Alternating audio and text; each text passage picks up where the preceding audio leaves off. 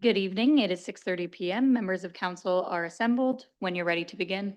Thank you very much. I'd like to call to order this meeting of Saugeen Shores Council for Monday, March 23rd, 2026. Welcome all members, everyone in the gallery, and everyone watching us by the live stream. We're glad everybody's with us. Second item on the agenda is the land acknowledgement. I'll read that this evening. We acknowledge that we are meeting on the traditional lands and treaty territory of the Saugeen Ojibwe Nation, which consists of the Chippewas of Saugeen and the Chippewas of Nawash Unceded First Nation. We understand this land holds immense significance to the people of the Saugeen Ojibwe Nation. We appreciate those who live and work alongside us today and who continued the traditions of their ancestors as stewards of the land we are privileged to inhabit. We thank them for the contributions they have made in both caring for the land and in shaping this community. We commit to truth and reconciliation, to acknowledging the truth about what happened to Indigenous peoples because of colonization, and to reconciliation, which begins with each and every one of us. I might just note at this moment that today I was attended a council meeting of the Chippewas of Nawash. It was a privilege to be there on behalf of Bruce County and talk about some of our shared interests with the folks up at Nawash. And it was an opportunity for me to congratulate Chief Smith in person on her recent election as chief. I think she'll do a wonderful job, and hopefully there'll be some good opportunities between Saugeen Shores and Nawash to work together and talk together in the coming months as well. But it was nice to visit them up there today. As a local government and public organization, we are dedicated to learning about Indigenous culture, to fostering a better relationship with First Nations and their people, and we commit ourselves to actions that move us forward on a path to healing along with the Saugeen Ojibwe Nation.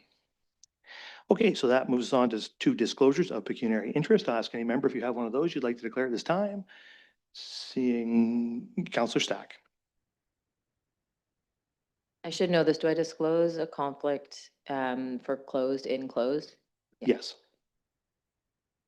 Okay, any other declarations at this time? Seeing none, of course, you can do that anytime if you need to. No additions, deletions, or amendments. So we're on to the minutes and a resolution that council adopt the minutes of the regular council meeting of March 9th, 2026 as presented. Is the mover and seconder? Moved by the Vice Deputy Mayor, seconded by Councillor Stack. Questions or comments of the minutes? Seeing none, all in favor? That's carried. All right, now we have no open forum requests or delegations this evening. So we're on to item 9, reports of municipal officers and committees. And the first one is 9.1 on the Pride Aquatic and Wellness Center fundraising closeout report, and the Director of Community Services. Thank you, Mr. Mayor, and through you. It's always an exciting night when we get to present great news to council. So process-wise, my name is on the report, but the two individuals who will be speaking to the report and who did all of the heavy lifting for the fundraising campaign are Rob Stanley and Allison Taylor Meisner. Watching these two individuals tackle the challenge of meeting the $3 million goal has been a treat. They formed a team that kept the $3 million target in their sight, never losing focus, and more importantly, never losing connection with the community and the donors. I will be honest that we brought a report forward on September 8th last year, and we were about $500,000 away from the target, and I wasn't sure if we were going to make it.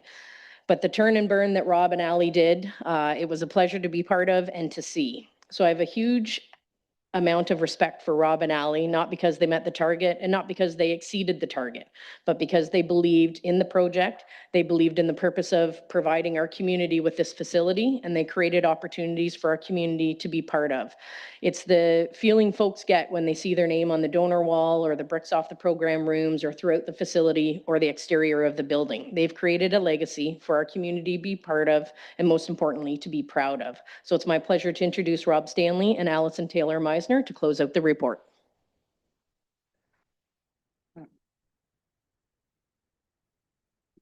Thank you, Kristen. Mayor Charbonneau, members of council and town staff, I'm grateful to be with you this evening to reflect on our fundraising campaign for the Pride Aquatic and Wellness Center. In the late summer of 2023, I came on board as the fundraising coordinator to work alongside the fundraising lead, tasked with raising $3 million toward the construction of this new facility. And over the past 2.5 years, we've worked diligently to meet that goal, and I'm pleased to report that we surpassed the goal of $3 million and ended at $3.145 million. What has stood out throughout most of this campaign is the extraordinary generosity of the people and organizations that make up Saugeen Shores. Corporate donors, service clubs, Local businesses, labor unions, and individual residents stepped forward with unwavering support. Some of those donors are seated in this room this evening, and your generosity is the reason this campaign succeeded. And it's also important to recognize that this community has now demonstrated this level of support twice in the past 4 years. When combined with the Lamont Sports Park fundraising effort, approximately $5 million has been donated to help offset the cost of these two major recreation and community hubs. That level of commitment speaks volumes about the character of this community and its belief in active, healthy, and connected living. I want to express my sincere thanks to all who so generously donated to the Pride Aquatic and Wellness Center campaign. You truly make Saugeen Shores a great place to live, work, and play. I also want to acknowledge this council and previous councils for your vision, leadership, and your commitment to delivering on the 2016 Recreation Master Plan. That plan identified the need for a modern, multi-diamond sports complex and a new aquatic and wellness center. These projects have been discussed and envisioned for well over a decade, and today they're no longer concepts on paper. They are real, vibrant, and already serving residents of all ages. We now have two exceptional, modern, community-defining facilities that would stand out anywhere in southwestern Ontario. Lamont Sports Park and the Pride Aquatic and Wellness Center are places where people gather, where youth develop skills and confidence, where families connect, and where wellness is made accessible to everyone. On a personal note, it's been an honor to contribute to both those campaigns, and being part of these efforts has deepened my appreciation for this community and strengthened my pride in calling Saugeen Shores home. This is a community that shows up, that invests in its future, and that believes in creating opportunities for all. Thank you. And I now have the pleasure of introducing my good friend and fundraising lead, Ms. Alison Misner-Taylor. Good evening, everyone. I stand here tonight on my final evening with this extraordinary campaign, and my heart is full. It is hard to believe that just 20 months ago, in May of 2024, I stepped into the role with hope, determination, and belief that together we could build something truly meaningful in Saugeen Shores. What I didn't fully expect was how deeply this journey would shape me both professionally and personally. From the very beginning, this campaign needed momentum, connection, and a renewed spark. So I gave it everything I had. Every ounce of energy, every idea, every conversation, every late night moment spent thinking about how to move us forward. And what happened next was nothing short of inspiring. Our community responded, our donors believed, and together we built more than a fundraising campaign. We built a legacy. In the late summer of 2025, Rob and I introduced the Drive for 5, a concept we poured our hearts into. It became the spark that ignited the final surge, the rallying cry that brought everyone together, ultimately the effort that pushed us past the finish line. And tonight, I am proud to say that not only did we reach that 3 million goal, we surpassed it. And as you just heard, the impact of that milestone cannot be overstated. But none of this would have been possible without people who placed their trust in us. To our donors, thank you. Thank you for believing in this project, for believing in Rob and I, and for trusting us with your generosity, your hopes for this community. Your faith has been the heartbeat of this entire journey. A heartfelt thank you to Kristen. Your trust, your support, and your willingness to let us hit the ground running made all the difference. And to our internal teams who walked beside us every step of the way, your dedication lifted this campaign higher than one person could ever. Special thank you to Haley, Laura, Danica, Marjorie, Alex, Cody, Steve, Lisa, Kara, Luke, and our council. You were the gears behind the scenes. And Rob Stanley, it is an honor to work with you. The knowledge you hold and your true passion for this community is absolutely inspiring. What moves so many of us, what stays with anyone who walks through those doors, are the moments already unfolding inside the Pride Aquatic and Wellness Center. Little ones taking their first steps into the water, tiny hands gripping tight, eyes wide with wonder, and the beautiful shift when fear melts into joy. Children and students coming in just to try something new and leaving behind with big, brave dreams, even Olympic dreams. And who knows, one of those dreams may begin right here. Athletes pushing through one more rep in the conditioning center, gaining strength, confidence, and community. The echo of the basketballs in the gym, laughter mixing with teamwork. New friendships are taking place. Footsteps and easy conversations along the walking tracks and the sounds of neighbors reconnecting. People find comfort in movement and belonging. And in the pool, the splash of the first dive, followed by cheers and families who waited years for this space. Behind it all is dedicated, hardworking team, often unseen, but always present, creating a space that feels warm, seamless, welcoming to all. Their pride fills these walls.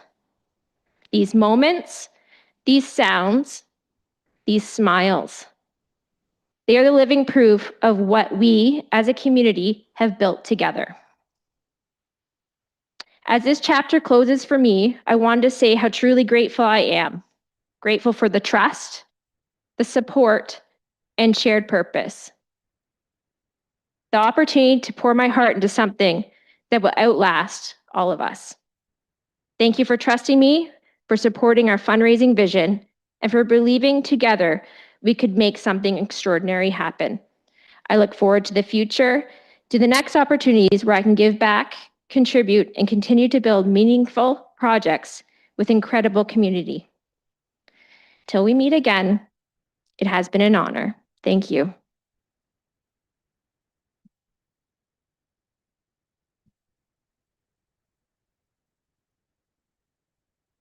Well, thank you very much for that. And thank you, both of you, for your work, tremendous work and amazing. We exceeded the $3 million, $3.1 million. It's an indication, as you said, of the generosity of our community, but it's also an indication of the caliber of people we had leading that campaign, most of all, the two of you. So thank you. Questions or comments from members, the Vice Deputy Mayor? Just a comment, Mr. Mayor, and Allison, those words were just, it warmed my heart, and all of the, and you're seeing all the same things I'm seeing. I try to get in the wellness center 4 or 5 times a week, and so many smiles, people enjoying themselves, working hard, having fun, learning new exercises. And it's just really a wonderful thing to see. And I hear the enthusiasm in your voice, and I've heard a lot of good things about you in terms of being the fundraising campaign lead. And congratulations and thank you. And to Rob, my good friend, and it's hard to believe, Rob, 4 years ago, you stepped up and co-chaired the Lamont Sports Park fundraising campaign, $2 million. And I know when you mentioned about the $3 million, you and Allison, I said, yeah, they'll raise it. Knowing you two, not as much Allison, but I know more about you, Rob, and I knew between the two of you would raise that $3 million, and you did, and you surpassed it. So what a great job you did, and I just want to congratulate you both, and for a job well done. And I just about the brick campaign. One question I did have: is it still going on? Can people still contribute to the brick campaign? And how much would that cost? What kind of a donation is that? And how long do people have to donate? The Director? Thank you for the question. And through you, we will keep the brick campaign open. You could email the town office, email myself, and we'll get you the information. There's 3 different sizes, depending on the cost. Again, Mr. Mayor, thank you, thank you, thank you. You did a fabulous job. And to all the staff that are involved too, because I know it takes a small army to run a campaign like that. So thank you, everybody. Yeah, Councillor Halpin, and then Grace. Thank you, Mayor, and through you. Well, thank you for your work. Both of you, you did a very good job. But I was wondering, can we continue to take donations through 2026 and maybe even further? I feel that a lot of people are just coming around to visit the Aquatic and Wellness Center for the first time. A lot of people go away for the winter. And when I think people see this amazing facility, they may be interested in donating to it. Also, the building isn't even really finished yet, as the landscaping is still being finished up, and when people see the bricks, they may want to donate through that.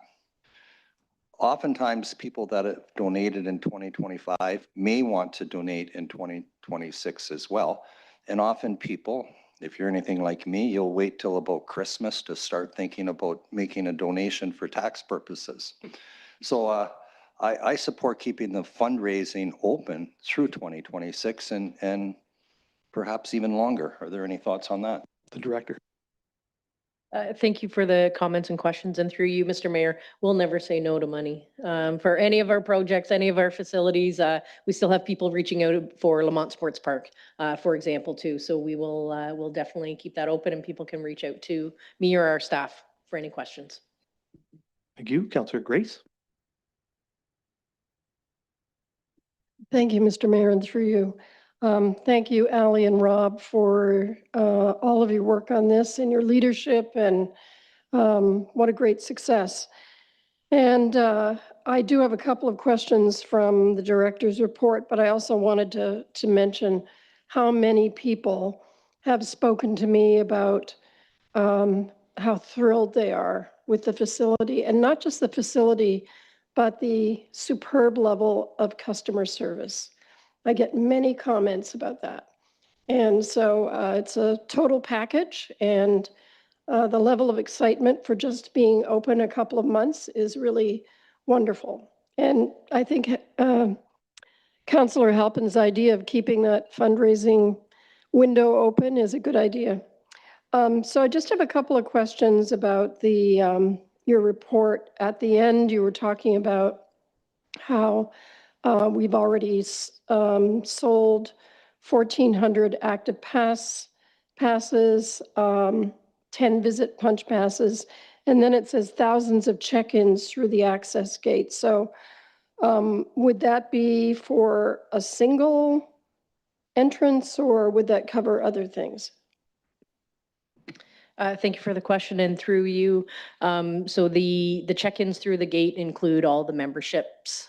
So your active passes, so monthly or bi-monthly, annual or 6-month memberships. So each time a member walks through the doors, they scan it, and also a 10 punch card. That includes that. And then the 1-day drop-in, if you just wanted to play pickup basketball or pickleball, that's not included in those stats. And we've had, I think, just around 3,000 drop-ins. So it's great. It's great numbers. We're very impressed with the numbers so far. Yeah, me too. One other question. Do you have an estimate of how many more memberships would have to be purchased to cover operational expenses this year?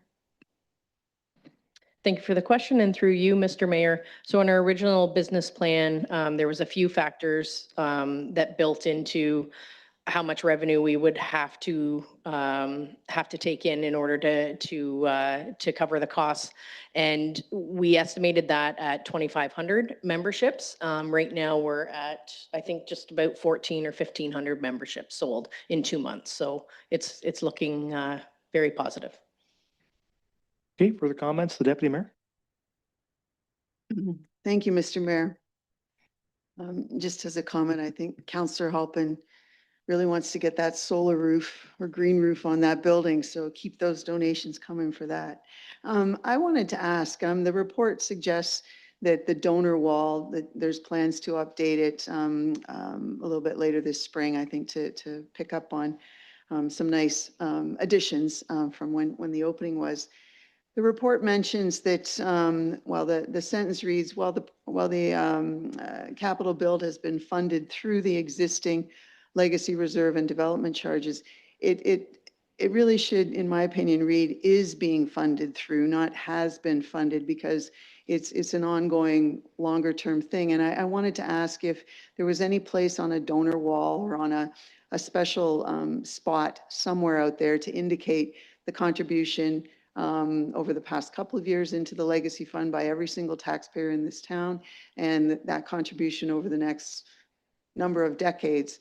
Because as we continually have pressure on the tax rate and that sort of thing, I think people need to or like to be reminded of just where their tax dollars are going. And you know, it, as Councillor Grace and the Vice Deputy Mayor and Councillor Halpin have said, you know, it's been well used and people are saying great things about it. So if there's a place somewhere to talk about, you know, how this has come about through very good planning, which started my third term on council, but the Legacy Fund came into play in 2019. I actually went back and listened to the Ross and the mayor talking about what the Legacy Fund was today on YouTube. You can find that on YouTube if you'd like to know more about the Legacy Fund. But I just think it would be nice recognition of the contribution of taxpayers and a visual that going forward, you know, this is what we created the Legacy Fund for. And so, you know, people will be able to see that as well, because major contribution. I don't want to make light of the fundraising that we're talking about tonight, but that's a significant financial aspect too. So thank you to the team sitting back there. Rob is behind the podium. We can't see him on this side, but you did amazing. It's hard to ask people for money. We certainly have a generosity in this community, but it's still a hard thing to do. So your efforts are very much appreciated. Thank you. Further comments? Councillor Dubinsky. Thank you, Mr. Mayor. And through you, before I give my comment, I noticed in the report, right at the bottom, it says that the team is continuing to work with the construction manager to complete remaining project elements and deficiencies. Obviously, some of it's going to be outside and that's weather dependent.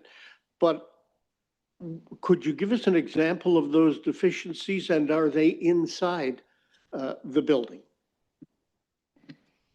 Thank you for the question, and through you, Mr. Mayor. So majority of the work remaining to fulfill the contract is outside site works. So that will happen when weather permits. But we have a good plan to advance that. And like any project, whether you're building a house or a large project like this for $50 million, is that there is a list of deficiencies that we'll be working towards. So it could be something like ceiling tiles, leaky pipe, flooring that needs to be replaced, or painting of walls, something like that. So there's some tile work as well that we're looking at in the pool area. So we're having ongoing meetings and developing a plan to address those deficiencies. We've been working at that list since prior to opening. So it's been going along well. Through you, Mr. Mayor. So you talk about the tile replacement in the pool area. Is that because of the humidity in the pool area, or it was never, this was a plan? Thank you for the question, and through you. Yeah, so for example, the tile in the pool area, it was done at different times and different intervals through the project. The steam room, for example, was just complete over the last 2 weeks. That was a deficiency that was noted because it wasn't complete before we opened the facility. So we just want to make sure that those things get addressed. Thank you. And Mr. Mayor, that's enough of that. But like everyone else has said, I don't know how many years ago it was, but I also served on the Lamont Park, Sports Park fundraising committee, as did Rob and Vice Deputy Mayor. And when that was completed, or when we had raised our goal, I thought, that's it. The town is going to be burning out as far as donations go.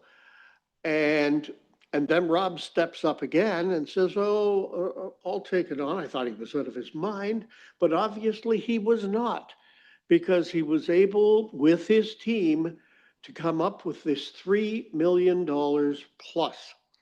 And that's almost right after the Lamont Sports Park fundraising. This tells you something about the character of the town, as he referred to, tells you something about the citizens. And I just wish to say congratulations to Rob, Ali, and the rest of them for exceeding the $3 million fundraising goal. How special that is. Thank you. We'll get the deputy mayor again and then the vice deputy mayor. I just wanted to add, thank you for letting me speak again.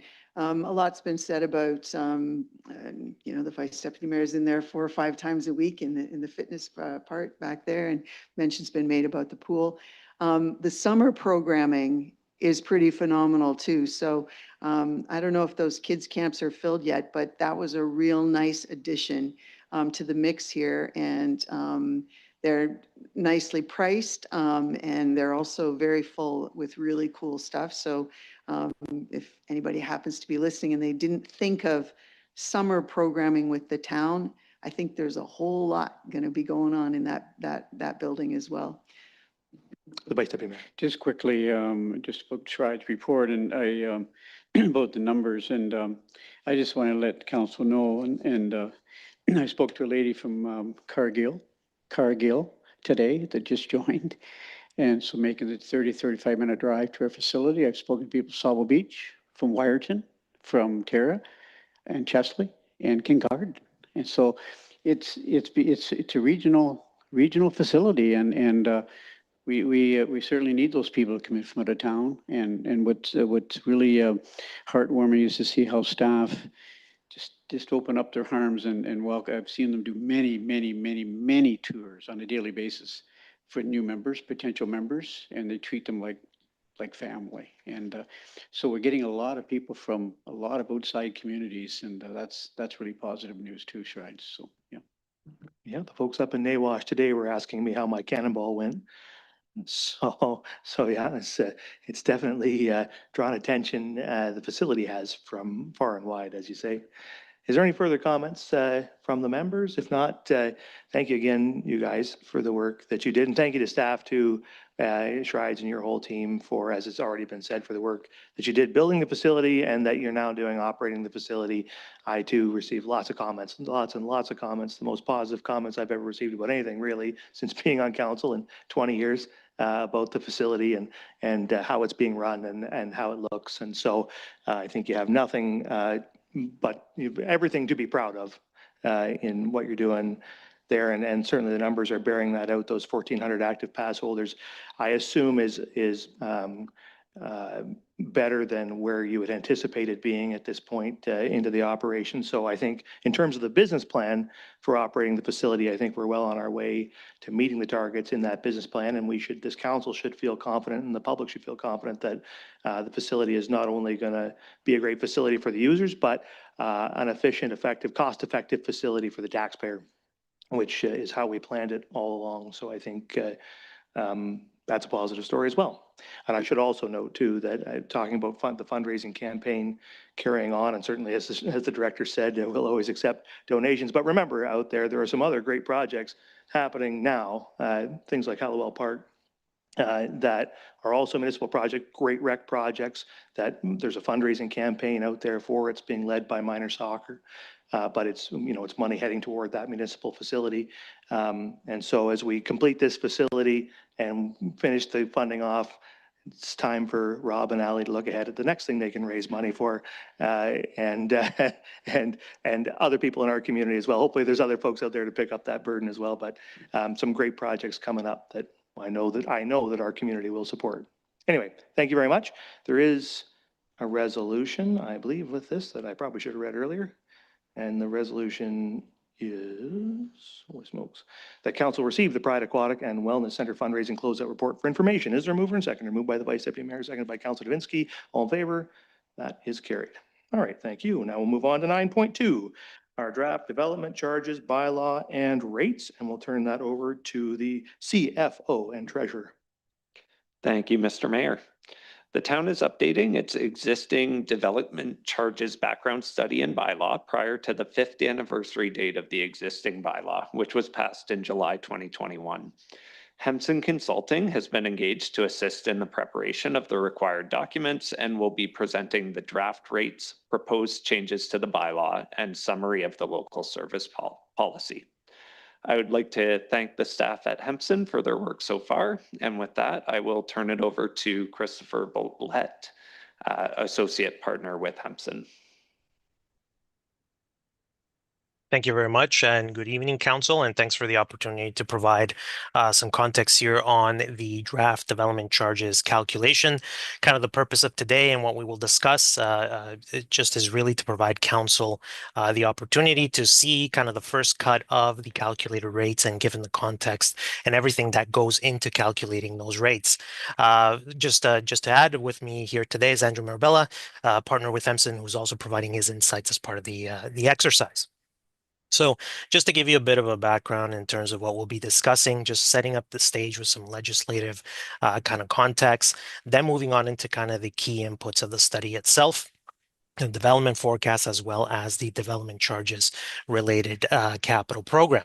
Then we want to provide some information on the calculated or the draft calculated rates themselves, and as well as providing some context on those rates, including a rate comparison, how we compare into the existing town rates, and as well as providing context with other municipalities. We also want to provide some information on some proposed bylaw changes following from this and the local service policy and some next steps. So just to give a bit of context on what are development charges, they are charges imposed on development to pay for growth-related infrastructure, both apply to the residential and non-residential sectors. They pay for new infrastructure facilities or new infrastructure and facilities to maintain levels of service. They are applied here for the town, at a local level, at the county level most recently, and as well as the education development charges. The principle is really related to growth pays for growth, or at least in the context of the overall calculation, growth paying for at least a component of that growth through these rates. Bit of background, Council passed development charges bylaw 5621 back in 21 with an amending bylaw 4923 back in 2023 to impose municipal-wide development charges for general and engineered services. Now, the goal of the 26 study is to update that bylaw and repeal the existing bylaw to update the development charge rates based on the latest available sort of information. Some kind of requirements, kind of at a high level, the Development Charges Act, require DCs to be imposed through a bylaw. The maximum life of the bylaw is 10 years after the day it comes into force, and that was increased to from 5 years a few years back. Now, prior to passing a bylaw, the town must undertake a background study, which is the process that you're seeing for firsthand today, really developing that document and kind of getting the feedback from council today in order to move forward and develop that document. And council must hold at least one public meeting. There are a number of other requirements, but those are really the big ticket items in terms of the overall process, and we'll go through the timeline of that later in the presentation. The bylaws are appealable in terms of the rates and as well as the components of the bylaw, and these appeals are adjudicated through the OLT, the Ontario Land Tribunal. Just to give a bit of context in terms of the process to the calculation of the development charge, there's really three big components. The first one being the development forecast, calculating the amount, type, and location of development. So a calculation or a forecast of population, household growth, and as well as employment growth. Then the next component is really looking at the growth-related capital needs, what needs to be built and where it needs to be built. Now, those growth-related capital needs and the costs do need to be adjusted by several other components as requirements through the Act. The first one being calculating the 15-year historic service levels. The amount recoverable through development charges is capped based on that 15-year historic service level, which determines how much can be funded through development charges. There are a number of other adjustments as well. The capital needs, or to identify the growth-related capital needs eligible for DCs, those costs need to be adjusted by a number of legislative reductions, any grants that are applicable, any other external contributions, benefit to existing shares, meaning any shares of projects that benefit the existing population and businesses of the town. We need to also apply any existing development charge reserves that are available on hand against those costs. And the final piece is post-period benefit. Any shares of projects that will benefit development outside of the 10-year planning period, meaning over a much longer term. Those post-period benefit shares are eligible for DC recovery, but through a future development charges bylaw. The remaining costs are then what we call the eligible costs recoverable through DCs. Those costs are then allocated to the residential sector, calculating a charge per unit for your singles, rows, and so on. And then on the non-residential sector, calculated as a charge per square meter of GFA. The first component here in terms of the overall inputs to the study is the development forecast. The planning period is looking at a 10-year planning period from 2026 to 2035. So the development forecast is we're slated, or the town is predicted to grow in line with at least your historical sort of growth since 2010. Over the 10-year planning period, we have estimated 10-year population growth of just under 3,700 people. We have the household growth of just under 2,000 or 1,900 units, and as well as expected employment growth of just under 1,500 new employees. I will make note that one important component or assumption in this forecast is it was based on a consultation with staff in terms of looking at the development pipeline and the number of units or potential developments occurring in the town over the next 10-year period. And it does exclude potential impacts associated to the Bruce expansion, which could have wider reaching effects. However, those effects are not understood at this time, so it would exclude those particular components from the analysis. Getting into the growth-related capital program and how that's been developed, a few pieces of information in order to develop those growth-related capital costs. The business plan projections from 25 to 34 being one of the primary kind of inputs to the exercise.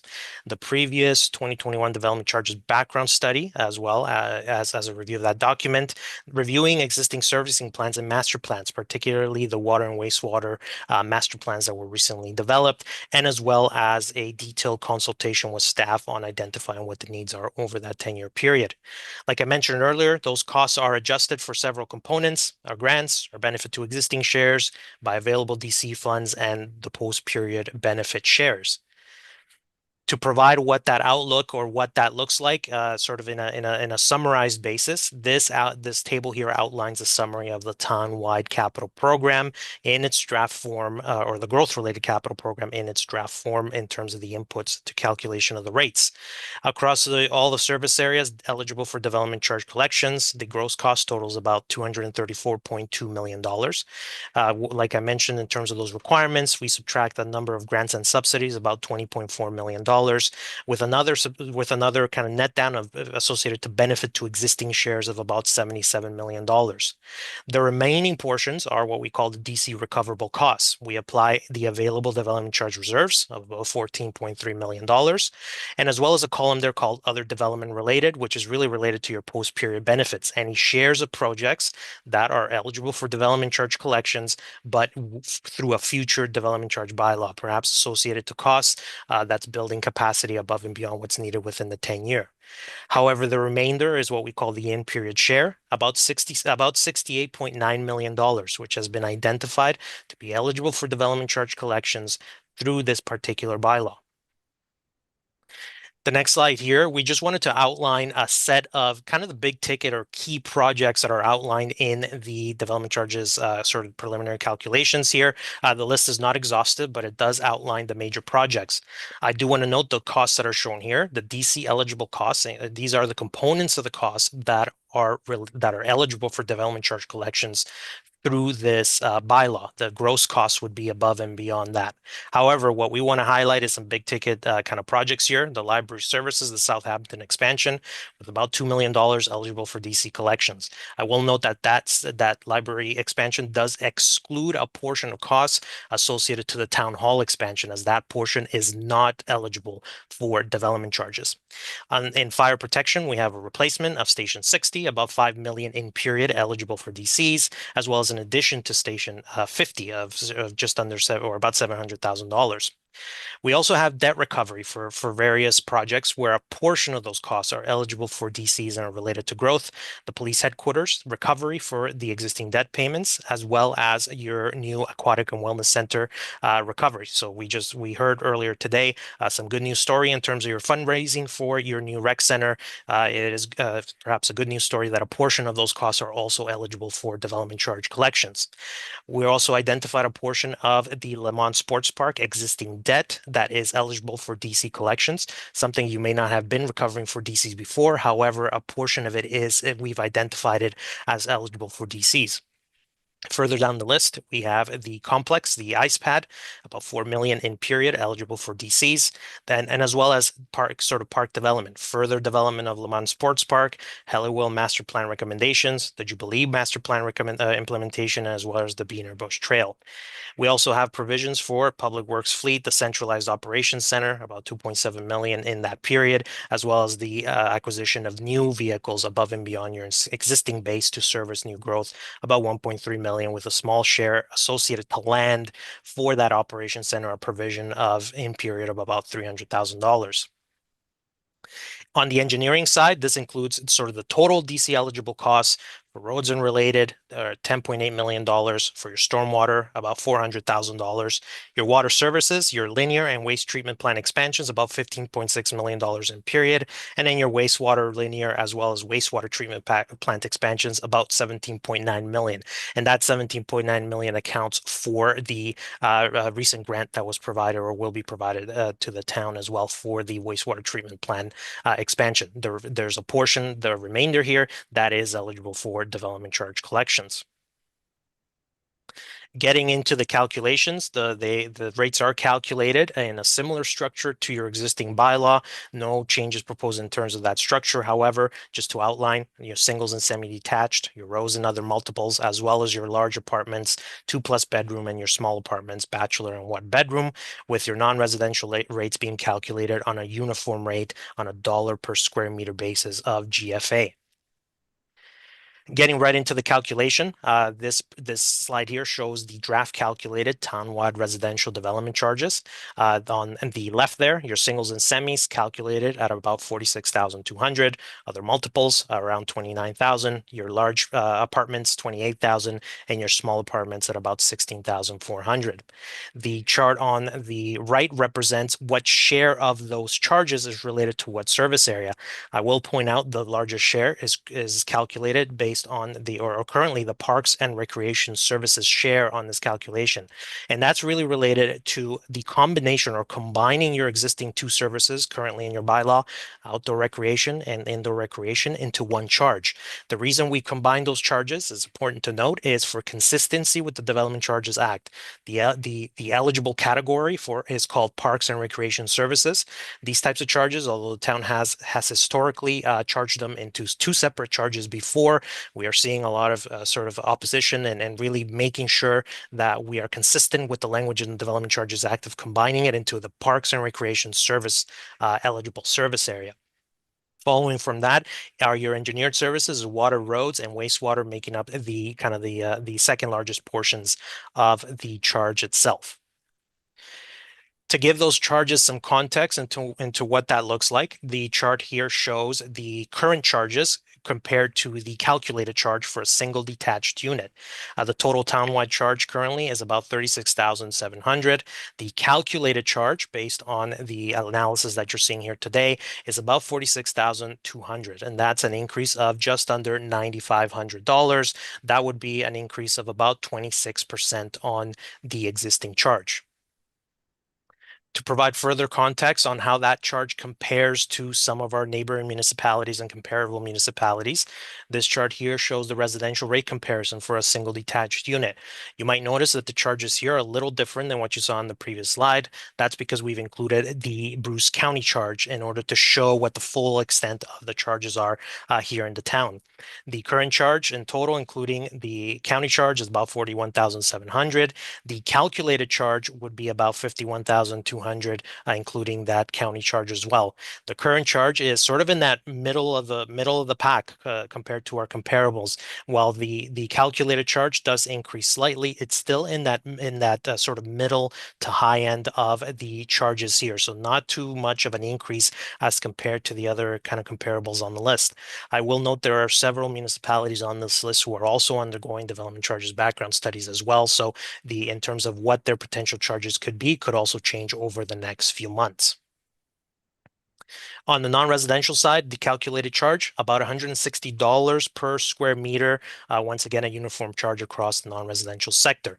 The right there showing the breakdown of the services related to the charge itself. One thing you'll notice about this one is that the majority of the charge is made up of your engineered services, your water, roads, and wastewater services, as parks and recreation is not attributed to the non-residential sector. So there is no parks and recreation charge for the sector, consistent as well with your existing sort of bylaw.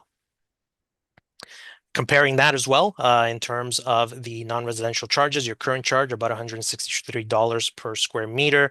The calculated charge just under that, about $160 per square meter. That would be a slight decrease of about 2% on the non-residential charge itself. Similar to comparing or giving context to the non-residential charge here, this compares the commercial comparison. So for commercial properties or new commercial development, the calculated charge, including the county, about $181 per square meter. $183 per square meter. The calculated charge would be about $181 per square meter. So just a slight decrease on the overall charge itself. It would remain in the middle of the pack with the comparators after the proposed or potential change. On the industrial side, a little bit of a different sort of picture. The current bylaw does exempt the industrial development in the town, so that, and as well as the county's bylaw matches any exemptions at the lower tier level. So the current Saugeen Shores charge for industrial development would be zero, so there's no charge. And to give that context, the calculated charge would be around 181.33, or 31, the same as the previous slide. So that would put the industrial rate in the middle of the pack if applied fully to any industrial development. So some key decision points for council, or to kind of provide some context in terms of what the next steps are here before I go into some of the proposed changes or to the bylaw. We need to think about council's intention to undertake the development related capital program. One of the requirements of the act is an intention of council to undertake that growth related capital program going forward. Consider whether to hold another public meeting beyond the one statutory meeting that is being scheduled in the next few weeks, as well as implementation options.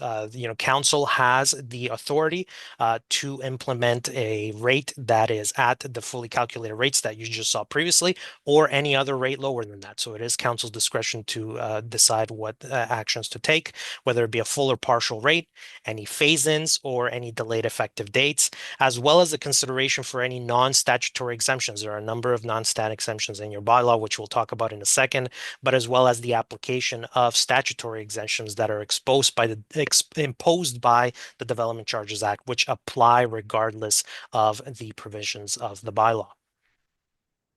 A bit of a summary in terms of what's being proposed or looked at in terms of the Times bylaw. So in terms of a few key areas here, a bylaw area here on the core commercial exemption for residential, non-residential. The current approach is the core commercial development is exempt from development charges for residential and non-residential. Our proposed approach would be to remove the core commercial exemption, noting that all DC statutory exemptions still apply, which we'll talk about in the other points here. There are a number statutory exemptions that are now applicable through the Development Charges Act over the past couple years, including for affordable housing, rental units, and so on. So those exemptions would still apply regardless of the approach taken through the bylaw.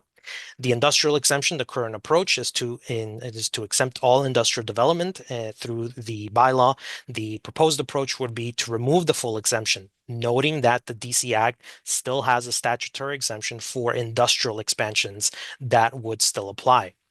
On the rental housing side, the current bylaw has provisions for exemptions for rental housing based on a number of conditions, making sure the units are accessible, the number of bedrooms, dependent on the distance to the commercial core, and as well as distance to potential future transit corridors. Once again, the proposed approach would be to remove the provisions, noting that the Development Charges Act now has its own provisions for reductions to development charges on rental housing. For rental housing, 3 or more bedrooms, a 25% reduction, 2 bedrooms, 20% reduction, and all other quantities of bedrooms, so anything 2 or less, it's a 15% reduction on development charges directly through the Act. For additional residential units, the current approach of the bylaw, creation of 2 additional residential units subject to units not exceeding existing unit sizes and a number of other conditions. The proposed approach would be to remove that provision, once again noting that the Development Charges Act now exempts the creation of up to 2 additional residential units as well. The last one is on a reserve fund allocation for attainable housing initiatives. The current bylaw provides an option to reallocate up to 5% of DC funds to housing initiatives. The proposed approach would be to remove this provision, noting that the DC Act already defines affordable and attainable residential units, which are exempt from DCs. One important point to make here is that the regulation and the definitions to support what they call attainable housing, the attainable housing exemption has not yet come into force and is not known at this time, but it will at some point in the future. And the last point here, noting that housing as a service is no longer an eligible service under the Development Charges Act. One last point here before I get to the timeline. The Development Charges Act now requires the town to formalize a local service policy. Developers are required to fund or install local services as a condition of development approvals, so typically done through the subdivision agreements. This is infrastructure related to the local within the development, related to roads, stormwater, water, wastewater, and elements of parkland development. Local service infrastructure is not eligible for development charge funding. The local service policy must identify the works and classes of works that are considered local service, and as well as identify works or classes of works not intended to be treated or only partially treated as local service. We're working with town staff in developing that formalized local service policy for the town. The local service policies do need to be reviewed regularly. Council must pass a resolution declaring whether revisions are required in the future, and a resolution is required during a DC bylaw update, which is this process here that we're undertaking. To finish things off, just a bit of a timeline in terms of next steps and some key dates. Draft rates, which you're seeing today, and we're providing to council today to provide, definitely commentary, comments and direction for us before we proceed to drafting the actual development charges background study document. That study needs to be for at least 60 days before bylaw passage, so that's April 9th of 26, with a notice of the public meeting and the bylaw being made available to the public in April 21st and April 27th, sort of respectively.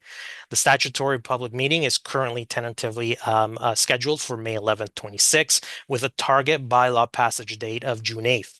Subsequent to that bylaw passage, there are some requirements, a notice of that bylaw passage by June 28th, and sort of the appeal period, which ends by July 18th, 2026, noting that there's discussions for a potential developer stakeholder consultation to occur in advance of that bylaw passage. With that, that ends my formal presentation, and I'd be happy to take any questions from council. Thank you. So there is a recommendation that council receive the draft development charges bylaw rates report for information. Is there a mover and seconder?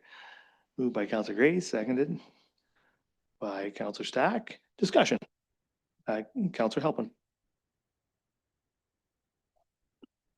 Thank you, Mayor, and through you. So just, a member of the public was asking me this, and just to be clear now through the act of the Ontario government, the provincial government, there is no longer any DCs on any type of affordable housing. So if anyone's doing affordable housing, there is no DC charges. Is that correct? I can certainly provide comment. So the Development Charges Act does exempt development charges for what they define as affordable housing units. Affordable housing units are defined in the Act clearly to meet certain thresholds on their market price, and as well as maintaining those thresholds of those market prices for a period of at least 25 years. So as long as that test is met, then those units would be exempt from development charges. Thank you. And so what happens in a scenario where a builder has a 12-plex and 2 are affordable? Would it be waived for just two of the 12 units, or how would the reduction like that be handled? Certainly, I can provide comment. The exemption applies to the units in and of itself, so not to the overall development. So if 2 of those units meet that test, then presumably they would be exempt from development charges. Mind you, just to be clear, the provision on that they must remain affordable for a period of 25 years is certainly something that the town would need to track in order to make sure that affordable unit definition continues to hold over time. And if I may continue for 1 minute through you, Mayor.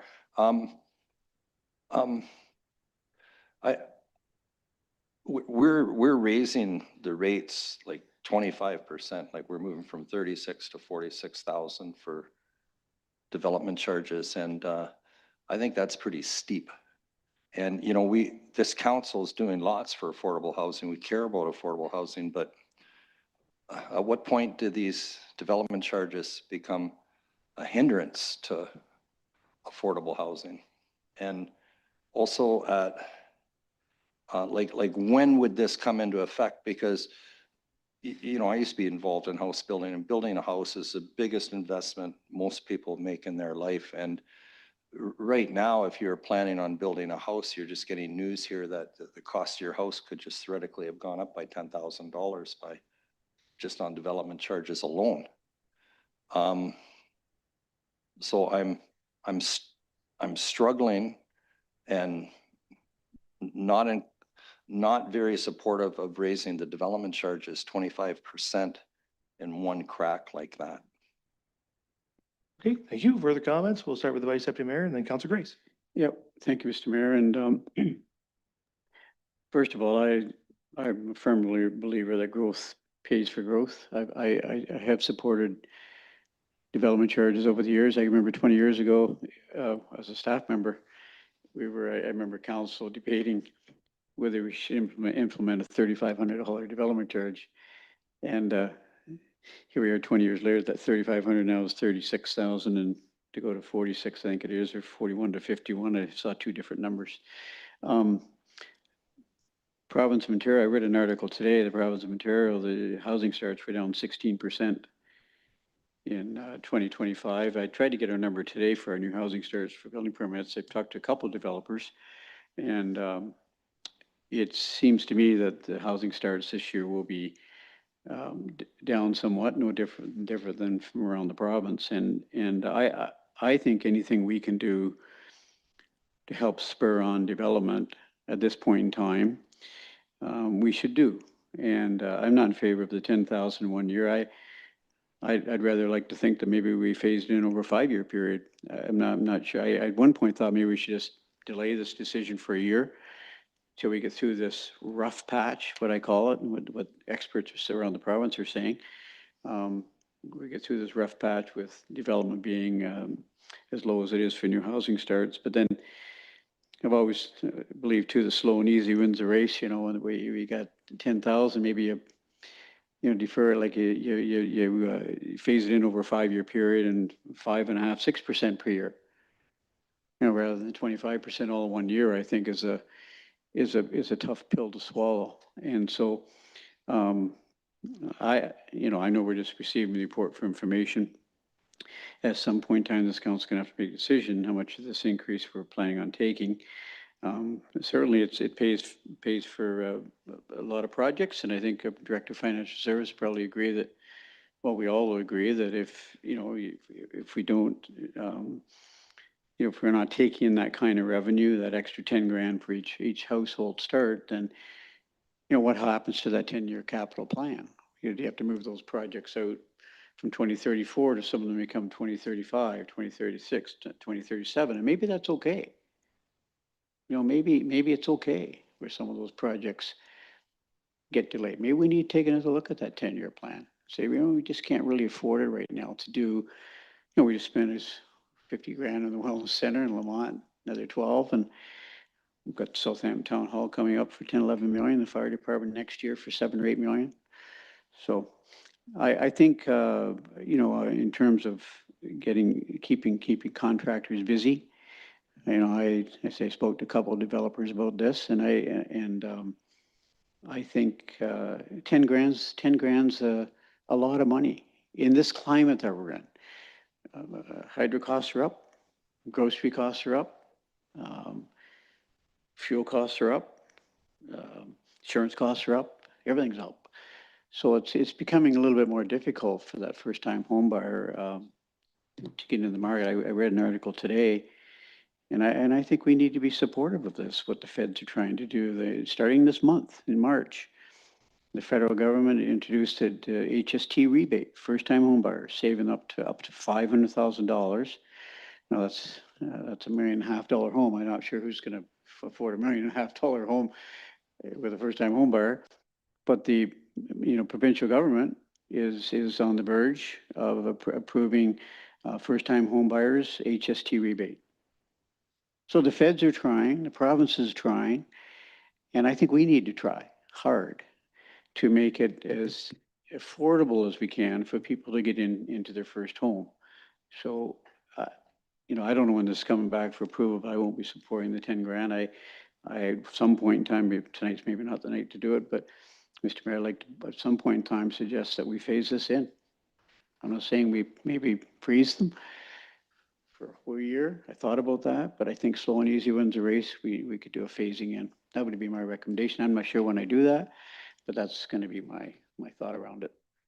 I think what will likely happen, and I can either look to the consultant or the director possibly, but I suspect we'll get back some options when this comes back, including phasing some options around that. Am I right about that? I see the director. Do you have any comments on that, Director of Corporate Services? Yes, we'll take away the feedback from today and we'll come back on May the 11th and we'll give you then the implications of this DC study and how it impacts the business plan that council approved back in December. And then what it would look like with the 5-year alternative and potential options then stemming from that as well. Okay. Councilor Grace, and then the Deputy Mayor. Thank you, Mr. Mayor, and through you.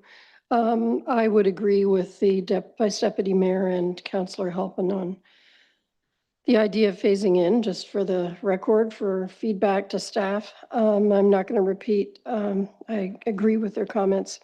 I did have a couple of questions, I guess, for Christopher. When you were talking about the DC eligible costs and you mentioned the wastewater amount at 17.9 million, and you talked about the grant, I wasn't clear. Does that grant then sort of negate that use of that 17.9 million for DC eligible costs, or could we use it for some other wastewater project? I can certainly comment on that. Maybe to the first part of the question, in terms of how that grant is applied. So that grant is applied to the net costs or to the gross cost, sorry, and that brings down the total costs that would be considered for development charges. So that does have downward pressure on the development charge rate because you have that grant available. And we did do a sensitivity test. In the absence of that grant, the development charge would be a 56% increase. So that grant itself does have a pretty significant impact, favorable impact, kind of downward on that development charge. I guess the second part of the question, I may look to staff. The conditions in that grant, I'm not sure if it can be applied to other projects. I'm not aware of that, but I maybe have to look to staff to answer that part of the question. The Director of Corporate Services. So I think the answer to the question you were asking was that would that grant bring down that 17.9? And as Chris was answering, he's already factored it in. And so that is already included in that analysis. Okay, thank you. Another question, and that is when you were talking about rental housing and the current exemption, one of which is for accessibility.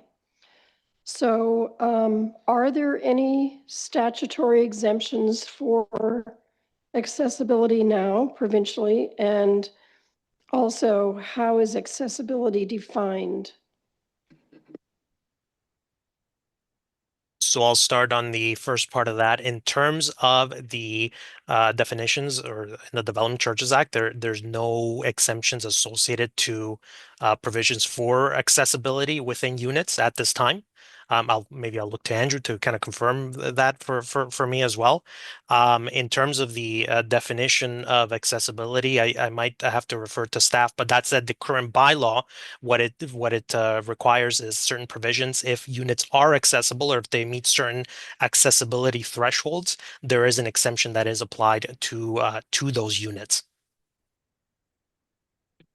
Just to follow up, so we would have the option of, as a municipality, of going beyond the statutory exemptions and saying we would like to offer some type of DC reduction that was related to accessibility. That is correct. Council has the discretion to provide exemptions above and beyond the act itself. Yes. Okay, Deputy Mayor. Thank you. And just to follow up on what Councillor Grace just said, I had an accessibility related question too, but the challenge I have with that is that the language is kind of iffy, even the way it was just described. In other places with affordability, there's something in the act that says some 25-year agreement, but if we're going to do something like this, we would need to, in my opinion, build something into the bylaw that says it will be accessible, will be rented as an accessible unit to somebody who needs an accessible unit for a period of time in order for any exemption to be possible. That's just my opinion on that. I have a comment, but in the local services, and I don't mean to, I know you're working on a local services policy update.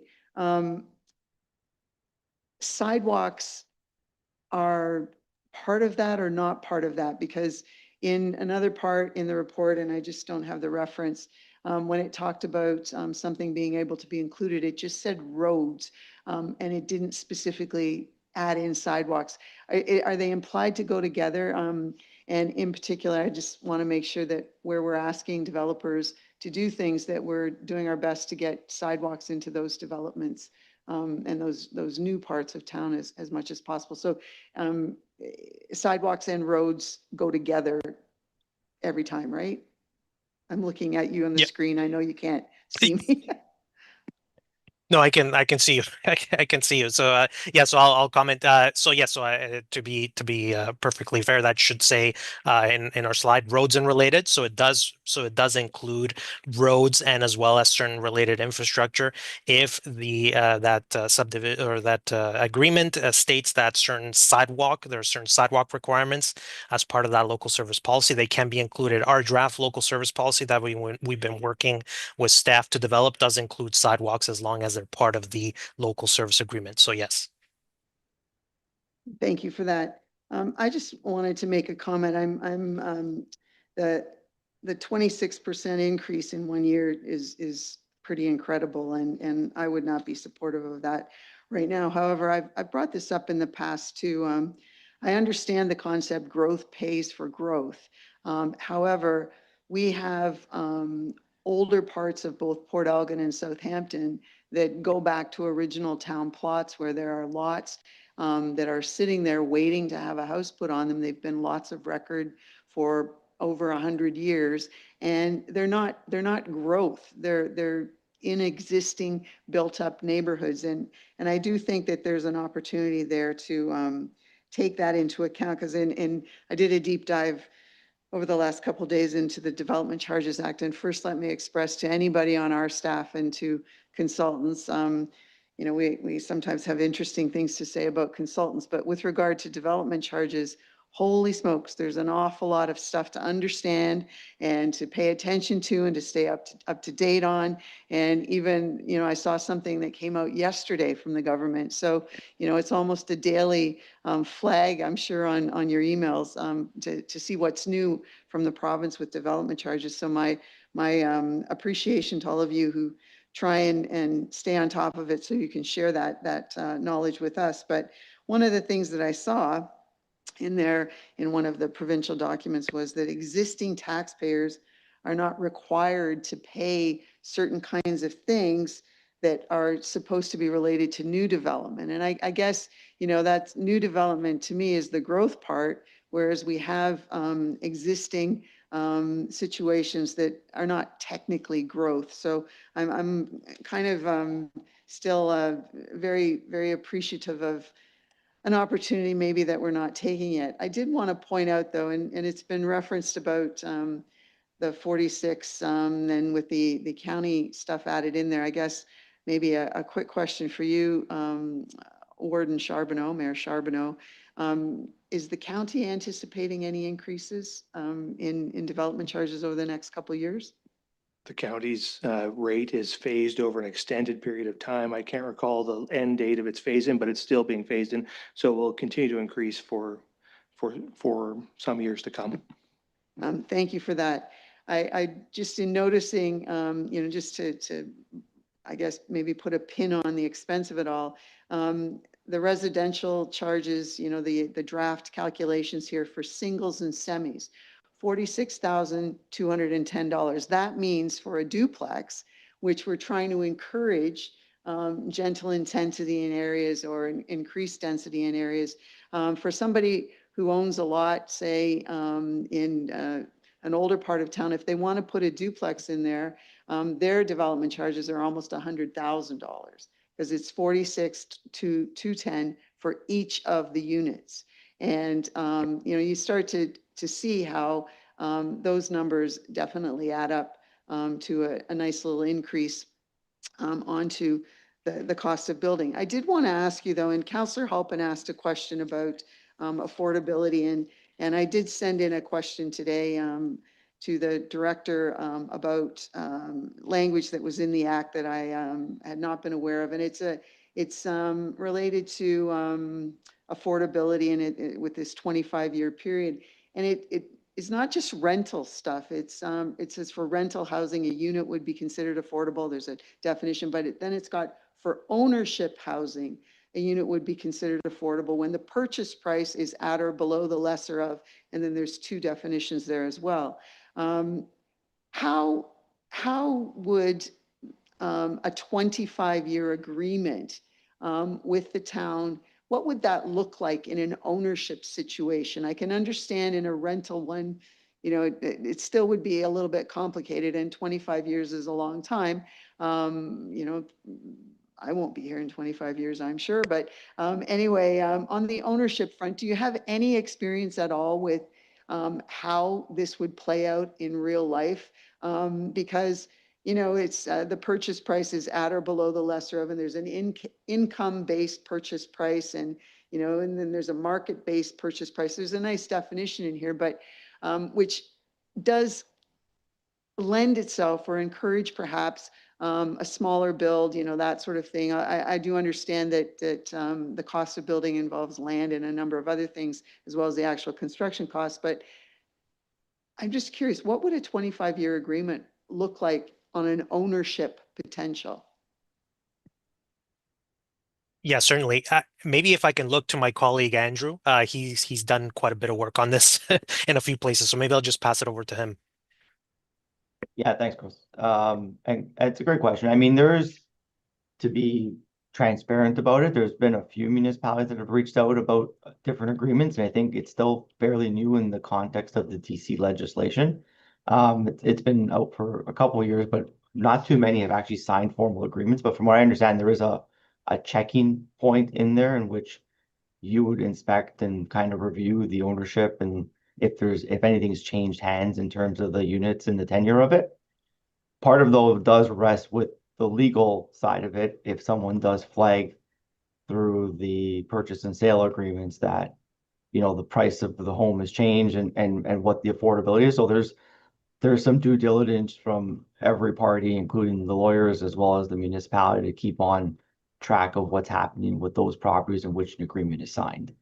I appreciate it's not a perfect answer for you, but it is something that's of you and our concern as well. Hard for municipalities, especially of your size, to manage these agreements over the longer term. The next couple of years might be fine, but what happens in year 10, year 15, when staff turnovers and councils change? Are we keeping up to the lawyers of, how those properties have changed hands? So that's an answer. Hopefully that helps with that. That does help, and I held back from asking you to let us know how housing prices would be down the road so that 25-year period, they can still work that in. I did want to ask a question, and my apologies for not asking in advance, but one of the things in the Development Charges Act suggests that we, council, are supposed to get a report on an annual basis of related to development charges, how much we've collected and that sort of thing. I didn't go looking very far today, but is there any possibility of getting an indication? When was the last time we got that report? And if it hasn't been in a very timely manner, maybe that might be a nice report to get sort of in concert with this over the next couple of weeks as we continue to talk about DCs. So can you just indicate when was the last time we had a comprehensive DC report on what we're collecting and how it's being used right now? Treasurer? The 2023 and 2024 treasurer statements on DCs with all of the ins and outs of DCs were presented in November of last year. And the 2025 version will be reported by May 11th. Okay, for the comments, Councillor Stack? Just a couple of comments. So just on the drafting of the development charges legislation, I think it speaks to, from my perspective, I love to critique the government when given the chance. I think it's demonstrative of a lack of common sense. You can't, putting that type of option into legislation over a 25-year period, I'm not even sure how you hold the developer accountable to ownership changes in market conditions. The premise is frankly not really worth contemplating in a practical sense when we're talking about our DC. So I just couldn't resist that. On a more practical level, I'm just wondering if it's possible when this comes back to us, if we can understand sort of the maths behind what the implications would be from our budget's perspective if we don't increase the DCs to reflect what's in this report. Because I think, I'm not pro or against, I'm not in favor or against changes to the DCs. I think, as I've made comments in the past when we're making policy decisions with respect to taxation, I'd like to understand the facts in their entirety. So it'd be useful, and I'd request that the next time this comes to us, we understand what services do we have to look at in the next 5 or 10 years cutting, or what changes do we have to make, and what is the knockdown effect on property taxes? Because I think one of the policy alternatives to not increasing DCs and there's an argument pro or against it, is increasing property taxes to reflect that gap. So I think I'd just like to understand what we're talking about from a full budget perspective. And I think, again, in the next session, it would be useful, you know, whoever's on council to think about what are the alternatives. If we're not going to increase taxes and we don't want to address the DCs, which, you know, I understand the arguments behind that, then I think we have to be prepared to tell the public what the consequences of those decisions are. And so I think in order to do so, just having the facts in front of us would be useful. I believe that's the report the director was talking about bringing, but do you have anything to add to that in response to Councillor Stagg? I would say the question is, what I've heard for the most part was the implications of a 5-year phase-in. I'm not sure if Councillor Stack was asking for something beyond that. Yeah, so I think I'm trying to understand, well, maybe two things. So what the impact of a 5-year phase in, and just what does it mean if we don't increase, if we consistently, like, because a 5-year phase in assumes that price, like when I read this report, it sort of suggests to me that in order to meet the expenditures required, we have to increase DCs next year by the amount that's put in the report. So I think it would be useful to understand what would it mean today, like next year if we don't increase it, and yes, the implications on a 5. I'd like to understand the difference between we don't make the change in year 1, we make it incrementally, and then where will we be in 5 years if we phase it over 5 years? And what, if anything, are we able to do to offset, whether it's cuts to the budget or property tax changes? I think that's what I'm trying to understand. Okay, I think that's clear enough. We'll get Councillor Davinsky next because he hasn't spoken yet. Councillor Davinsky? Thank you. I'm just looking for some clarification through you, Mr. Mayor. We've talked about accessibility and where the development charges may or may not be. But nowhere in the report did I see anybody mention the universal design that we have dealt with in the past. And is it the same as accessibility? Is it different? And if it is different, does it become part and parcel of the DC program? Universal design has not been addressed, and maybe it doesn't have to be, but I would like to know, I would like it clarified as to whether it should be. A comment from the consultant? I guess I could start. I guess in terms of the I think our understanding of the universal design, and I would look to staff to correct me if I'm wrong, is related in part to certain design aspects associated to the accessibility question as well. That said, the current exemption in the sort of bylaw requires certain thresholds or certain tests to be met in order for a unit to be exempt that meets those universal design or accessibility criteria. That said, that component, at least from our perspective, is independent of perhaps I'll add to the question on affordability. So the Act doesn't have a provision for that accessibility question. That would be a non-statutory exemption above and beyond what's required sort of through the Act. I mean, we can certainly take that comment back and get a sense of how many of these types of units are meeting that threshold to get a sense of what that impact could be. So we can take that back. Thank you, and through you again, Mr. Mayor. I think that's a good move to see what it is, because you're right. 25%, 26% increase is necessary, but I don't know, like everyone else, that it's necessary in the next year or so. It should be phased in, and if I recall, when I was covering council way back when, that's exactly what happened on, am I wrong? I could be wrong, but I thought that had happened, that a lot of developers came forward and they said, okay, we'll phase it in. I know Owen Sound went through that. I can't recall if we did, but I think we did. Thank you, Mr. Mayor. Yeah, the town of Saugeen Shores initially phased in its charge, but we've also implemented it at the full rate before. We've done both over time. We've renewed it several times. The Vice Deputy Mayor? Yeah, thank you, Mr. Mayor. And to Hempson staff, consultants, I thought I thought you did a really good job on this, and it was very easy to follow. And so I appreciate the clarity. And I just want to ask you a question, just so I understand the numbers completely. Page 13, when you talk about the current residential charge, 36,731, and the calculated residential charge, 46,210 for a difference of 94.79. You see those numbers on your chart.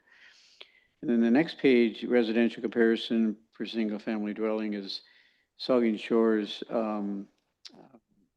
is the current 41,740, and the calculated is 51,220. Just, I know this is going to be a simple explanation, I know, but just explain it, please, again. Why the difference in those numbers? Yeah, not a problem. So the difference between the previous page and the chart on slide 14 is we've added the applicable Bruce County development charge to the charge in order to make the comparison more comparable. We've also added area-specific development charges that are applicable not in the town but in other municipalities as well to level the playing field. I figured it'd be a simple explanation. Thanks for that. With development charges, are the charges indexed, or once we set that rate, is that the rate that is charged over the 5-year period, or is it indexed? Certainly, the Development Charges Act does allow for the provision of indexing through the non-residential construction price index. The town's current bylaw does have that provision in the bylaw. Most, I would say virtually all municipalities do index the charges on an annual basis. Okay, Councillor Halpin, and then Deputy Mayor. Thank you. Thank you, Mayor, and through you. Just at the last council meeting or a few council meetings ago, we were talking about our Housing Accelerator Fund and some exemptions to development charges through that and waiving of fees. I think it would be helpful when we look at a report like this to look at the other exemptions and things to development charges, be able to have it all in one page. You know what I mean? Because I'm having to flip around in my mind. Well, okay, here we're offering an exemption, or I mean a discount for 2-bedroom houses, and 3-bedroom apartments, and a different one for 1 and 2-bedroom apartments, a discount already. It would be good information for us considering this to see all the exemptions and all the discounts that we have for development charges, because we now have them in kind of 2 different silos. So I would like to see that. That was my comment. Yep, that's fair enough. And I think we can give that as direction to staff and the consultant to make sure we have a good schedule of those exemptions when you come back. The Deputy Mayor. Thank you. Chris, just using the chart in reference to the Vice Deputy Mayor's question, the line that's Huron-Kinloss has a county charge, that's the green bar. And then it's all this, and I neglected to ask this earlier, it's all called ASDC, if applicable, which then pushes them way up. Can you just explain to me, again, you said it very quickly there just a second ago, what have you put into that to enable them to even be on the chart with us here as a comparator? Sure. So anything that's in the gold is related to area-specific development charges. In some municipalities, certain municipalities charge different rates depending on the location of the development that's occurring, particularly when there are costs attributed to specific developments, particularly more focused on the hard services, usually on roads, water, wastewater, and stormwater services. So in Huron-Kinloss and other municipalities here, their structure, depending on where that development occurs, it has an area-specific development charge. In order to be able to make that comparison, this is comparing a single detached unit in that particular area as compared to the townwide charge with which the town currently employs. Thank you. Okay, and just a couple of questions from me. One, about the rental housing, our current approach versus the proposed approach, which is the provincial, essentially what's already in the DC Act or now in the DC Act, which is a better exemption for the homeowner, the home builder? Is it or the apartment builder, I guess, in this case? Are we providing currently Is our current approach richer than what would be imposed if we went with solely with what the province has done? I can certainly comment that that's probably a question that we would have to take back. The comparison between the two approaches would be dependent on the expected number of units that meet the criteria within both buckets. Right. We'd have to look at perhaps some of the historical data to see how many units that have met the threshold have been constructed over the past few years to get a sense of what those are. If, for example, just as a high level example, if in both cases the number of units is relatively low, the kind of the pros and cons for both would probably be similar. However, it's going to be dependent on how many units fall in each bucket going forward. Once again, it's difficult to say over the short term, mainly because to the points made earlier by council, there has been a slowdown in the town in terms of development activity, not just for you, but across the province. There's probably lower likelihoods of some of these units being constructed over the short term, but perhaps over the longer term. I see, and my colleague Andrew also wanted to provide some input. Yeah, thanks, Christopher. I mean, maybe just a general point that the development charge legislation part is less prescriptive. So it's a little more broad-based where the municipalities' existing exemptions and discounts is kind of tied to specific criteria. So makes it a little easier to implement the DCA ones. What's interesting is in the town of Saugeen Shores, although there has been a slowdown in single-family homes, there's not been a slowdown in purpose-built rentals. In fact, there's been a significant acceleration in the past 3 or 4 years, driven, I think, in part because of DC exemptions. So I would be interested to go back and have a look at maybe take a project that's already been done and apply, just as a bit of an experiment, apply the new approach and see what it would have gotten for a DC exemption if the new approach were imposed instead of our current approach. I for one, am not interested in seeing us offer less of an exemption for rental housing going forward than we're offering today. I think it's an important provision in our DC bylaw to be incentivizing those rental units as much as possible, because in my estimation, that is an important thing to be doing in terms of affordable housing. And I really believe those DC exemptions are getting rental housing built. So that's one comment and a question. The other question I have is with respect to phasing. So it sounds like we're heading towards phasing, and I don't oppose phasing. I certainly agree with everybody that the increase that we're talking about in 1 year would be a very significant hit on the development community and on the community as a whole. So we could look at phasing, but at the County of Bruce, when we implemented the phasing, then the net result of that, and it wasn't well understood by council when it was done, although it turned out to be the fact, and it's created some consternation since, is that the delta between, so in year 1, you phase in 25%, let's say, the remaining 75% has to, at least the way the County of Bruce is doing it, and it's according to their understanding of the Act, has to be contributed in cash by the municipality to the DC reserve. And so at the County of Bruce, what that means is that the tax levy is contributing to the DC reserve.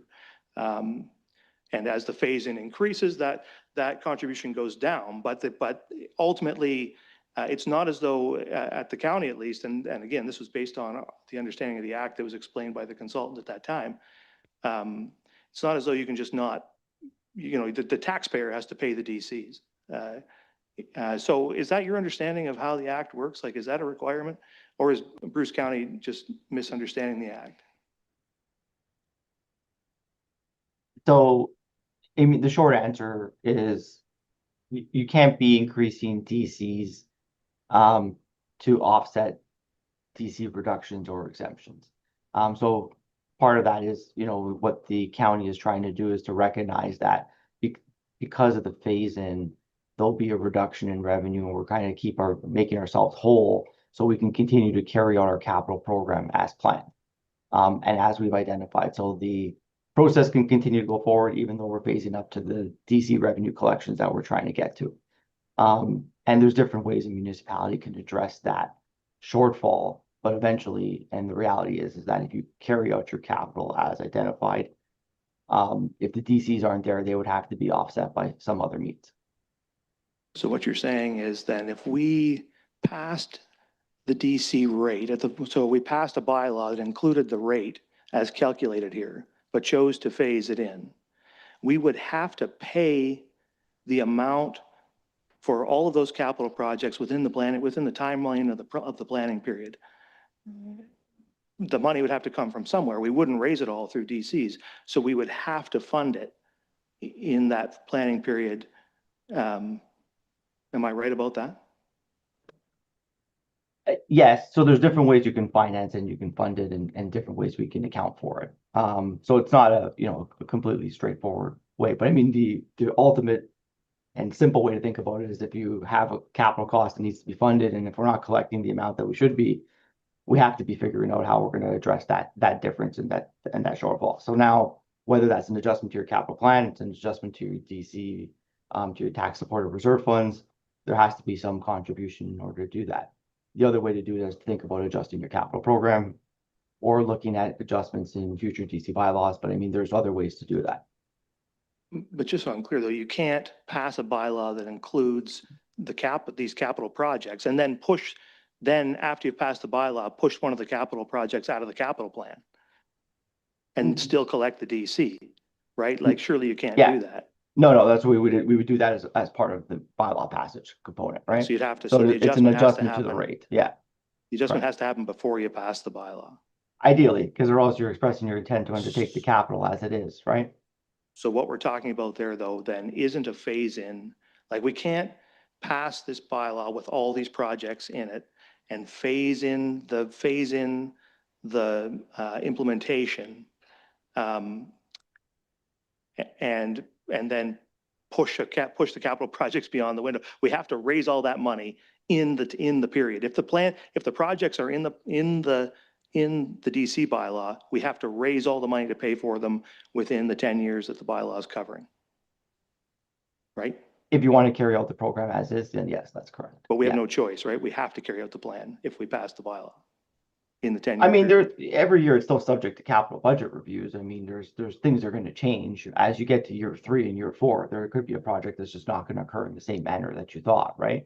So, but I mean, the intention being that you're looking to fund this program, and if all remains equal, development occurs as planned, and we don't have the full rate in place, there will be a shortfall at the end of the period. And if you wanted to carry out that project, it has to be topped up.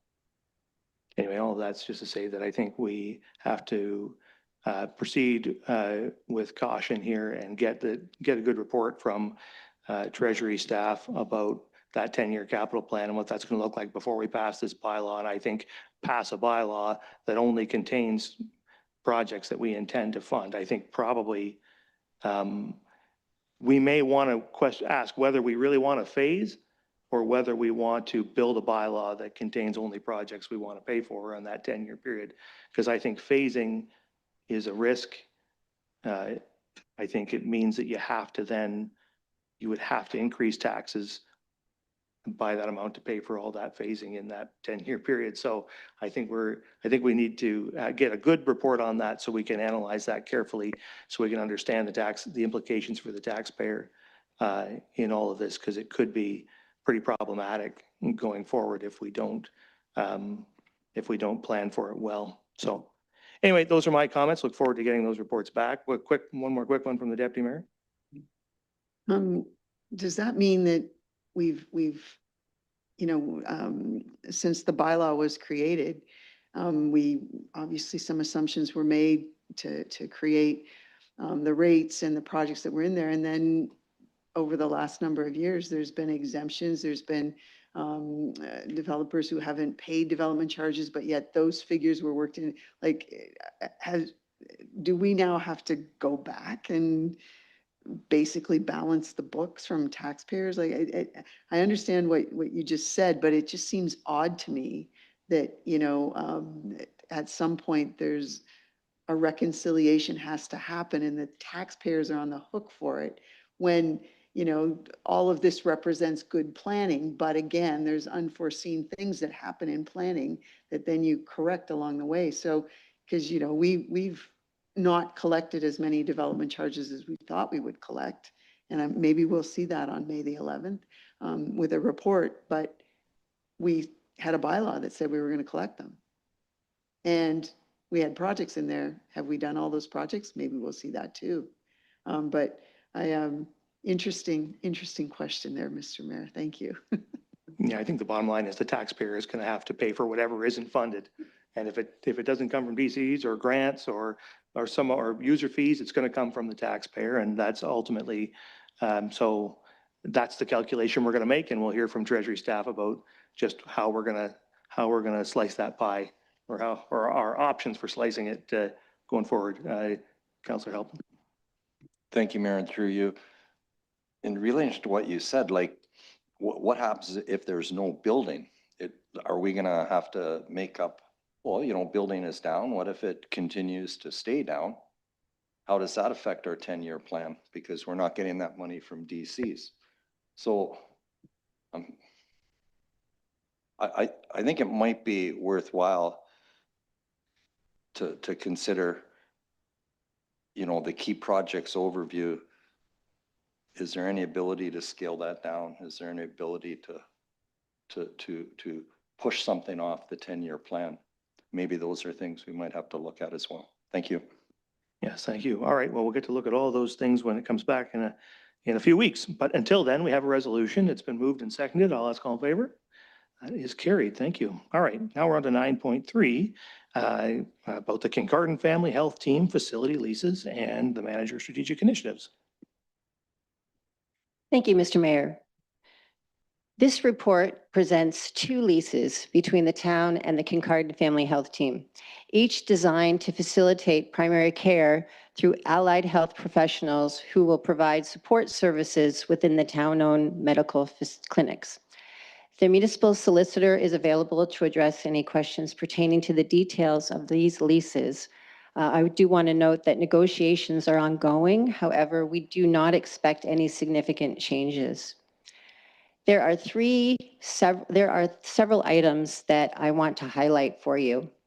Firstly, as outlined by Lindsay Johnson of the Grey Bruce Ontario Health Team during her presentation to Council on March 9th, the agreements with the Kincardine Family Health Team align with the province's primary care action team's planned rollout. This initiative introduces allied health professionals to the town's 2 medical clinics. While the model does not include the addition of family physicians, it will incorporate primary care providers such as nurse practitioners, registered practical nurses, social workers, dietitians, and others. This approach supports current local physicians in maintaining patient access to care and expanding their rosters, thereby improving overall healthcare accessibility for more residents. I want to emphasize that these professionals will work alongside our existing family physicians, supporting their existing patients. With this help, existing doctors will be able to roster more patients through the Healthcare Connects process. And as always, residents who do not have a local family physician are encouraged to register with Healthcare Connects. Secondly, it's important to note that these leases are for 1-year term. This is intentional, as this provides some flexibility due to the continuation of the primary care action plan rollout, and as space requirements shift with the addition of more allied health professionals. As well, the Healthcare Review Phase 2, the foundational pathway currently underway, includes the development of a standardized lease agreement. A shorter-term lease allows us to transition to the new format once it's completed and endorsed. And finally, each medical clinic functions differently. In Port Elgin, the physicians operate under an individual-based model where they are essentially running their own business. In Southampton, the physicians operate under a shared cost model. The town manages all administrative tasks for this location only, including invoicing physicians for the shared costs, covering those that are variable and those that are fixed. inconsistent utility cost information previously delayed preparing and sending invoices to each of the practicing physicians. To improve this service, we recently moved to a lump sum monthly rate for utilities. As a result, we can now process all of the shared costs on a more consistent and monthly basis. These differing models are presented as explained in the 2 leases with the Kincardine Family Health Team.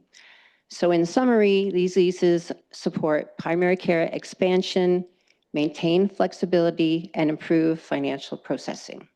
And with that, I'm happy to answer any questions. Thank you. There is a recommendation that council adopt bylaw 28-2026 and bylaw 31-2026 to authorize leases with the Kincardine Family Health Team on the terms outlined therein. Is there a mover and seconder? Davinsky and Grace. Questions or comments? Helpin. Thank you, Mayor, and through you. This sounds like it's good news, and a question for the would be what exact services would be offered to people in the event that, or through these leases? Through you, Mr. Mayor. So this will provide allied health professionals. So those are professionals like a nurse practitioner, a registered nurse, a dietitian, or a social worker, and will act in the team-based environment that the province is rolling out. And so on the ground, what that means is doctors who have full loads right now have other professionals within the team-based environment that they can have their patients seen by, taking some of the load off of them, and so that they can roster additional patients. Is that? Thank you. So there could be nurse practitioners, social workers, et cetera, like that. And it's just to be determined. It isn't all settled right at this point. Yes, through you, Mr. Mayor, that's correct. Okay. Vice Deputy Mayor. Thank you, Mr. Mayor. And Jill, thanks for speaking to me today about this. You helped clarify. I was a little bit confused about what it all meant, but now I get it. And so what I understood from you saying today that there's no rent. There'd be no rent paid at either the Port Elgin Clinic or the Southampton Clinic, so it's rent-free. But would they potentially help to reduce the operating costs, say at the Southampton Clinic for administration? Is it going to help the bottom line there at all? Thank you for your question, and through you, Mr. Mayor. Actually, so each medical building operates separately. In Port Elgin, physicians do pay rent. The Kincardine Family Health Team will pay rent, just like all the doctors in that building. In Southampton, the physicians do not pay rent. It is the shared costs, and that will apply to Kincardine. There'll be another member of the shared costs totality. Really a good news story. Yeah, thanks, Jill. Councilor Grace. Thank you. And thanks, Jill, for this. I think it's great news. Anything we can do to introduce more, the possibility of more access to primary care is great. I'm not sure that you can answer this specifically in terms of how many patients could be accommodated in Saugeen Shores, because you have the figures on a regional model, but could you tell us just what the figures are regionally and the timeline? Thank you for your question, and through you, Mr. Mayor. Yeah, I think that question was asked of Lindsay when she was here presenting, and it's hard to separate out the numbers right now. Plus, the last number that I got from Healthcare Connects wasn't representative of everybody that doesn't have a family doctor. We're really trying to encourage people to get on the list. So regionally, so that is all of the NOH as was described to you on March 9th. The Grey Bruce Ontario Health Team expects to roster between 12,500 and 14,915 people by April of 2027. Thank you. And you just mentioned it, but I want to reiterate this. And it's in the communication farther on, the Grey Bruce Health update. But just to make the point to members of public, because this is kind of a change in policy. If you're not on Healthcare Connect, you still can maintain your ties to a primary care provider elsewhere and register for Healthcare Connect. That's a change. So just to make sure that people understand that, sign up for Healthcare Connect. It doesn't mean you have to drop your other doctor. Thank you. Further comments? The Deputy Mayor? Thank you. And through you, I'm curious to know how the existing doctors, like what, is there like an organizing group or a working group that has put together all the pieces that link everything together? And a subsequent question to that is, if the Kincardine Family Health Team includes nurse practitioners, is that nurse practitioner, and I don't know if these offices that they will occupy at both the Southampton Clinic and the Dr. Earl Clinic, I don't know if they intend to be there full-time or on a part-time basis, but if there's a nurse practitioner there, will that position be able to roster patients themselves, much like the VON nurse practitioner-led clinic? And how does that, do you have a sense of how that works with the doctors that have a nurse practitioner? Like and sorry for, digging down into the weeds, but I'm assuming that, something has linked everything together to make it all work. But is the intention that there will be full-time, like Monday to Friday, or is it a part-time thing? And how is that nurse practitioner able to roster their own patients? Thank you for your question. And through you, Mr. Mayor, any allied health professional working inside the primary care team does not roster their own patients. It's a collective group of patients that are rostered by all of the family physicians. How that works internally, I don't know. The Kincardine Family Health Team is providing admin support.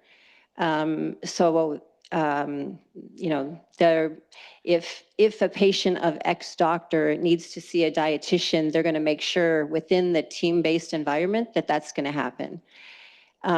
Stepping back to your other question, how this came about was really the province's push for primary care teams when back in a couple years ago when Jane Philpott was brought on board to make this whole thing roll out. And at that time, led through our Grey Bruce OHT, all of the doctors around the region in the NOH, region, when we put in that application, we're all involved in this. So everybody's, aware of it, behind it, and they're all working together to roll it out. Okay, any further comments? Councilor Davinsky? Thank you, Mr. Mayor. Through you to Jill, we're being asked to authorize leases tonight with the KFHT on the terms outlined therein. Is this one group of people, or is this two, since it's two different places they will be working? Thank you for your question, and through you, Mr. Mayor. It's two separate leases for two separate buildings, and the support services are not identified in the lease. So that area is flexible and will be based on patient needs. Thank you. Could there be a time where we're sailing along nicely and these groups are really helping us, and all of a sudden they say, oh, we're needed more in Kincardine? Thank you for your question, and through you, Mr. Mayor, we'll just hire more people and get more funding from the province. Okay. Thank you very much, Jill. Well, that was optimistic. I like that. It's a good answer. Are there further questions or comments? This is a really positive thing. I think these family health teams are really good, and doctors like to work in family health teams. So it's great to see one finally coming to Saugeen Shores. I really think not having a family health team here has been a hindrance to us in terms of recruiting physicians and keeping physicians. So I think it's positive, and it's positive in the aggregate because it's part of this Ontario Health Team move when the province is committed to roster every orphan patient in the province by the end of 2029. Which in effect means that we can start thinking about maybe not being in the doctor recruitment business after 2029 because the province is committed to roster all the patients in Ontario by 2029. In fact, they've taken physician recruitment and retention on away from it. It should never have been a municipal obligation, and the province is now saying that they're going to do it. And I've talked myself on a few occasions to the Minister of Health about it, and they seem quite committed to it. So I think this is part of all of that, advancing in that direction. So if we can use our buildings through lease arrangements like this in order to facilitate them advancing that, that's where we can, as a municipality, be valuable and be useful in this whole thing, is make some space available, create opportunities, and let the people who know about healthcare, the Ministry of Health, our doctors and nurses and nurse practitioners figure out healthcare and how to provide it. And we'll provide the space for them to do that in. And I think that really starts to head in a direction that starts to make more sense than what we've been doing up till now. So it's a really positive thing in the end. Appreciate all your work on it. And thank you for bringing the report. So if there's nothing further, I'll ask all in favor. That's carried. Okay, so now we're on to close the public, and there's a resolution that council, where it's recommended that we move into a closed public session to discuss and provide direction or instructions to ongoing negotiations on behalf of the municipality on the Bruce C Community Readiness Funding. So the resolution is that council move into a closed public session in accordance with the Municipal Act 2001, Section 2392K, a position plan, procedure, criteria, or instruction to be applied to any negotiations carried on or to be carried on by or on behalf of the municipality or local board. Is there a mover and seconder? Deputy Mayor, the Vice Deputy Mayor, all in favor? Council will now move into a closed public session.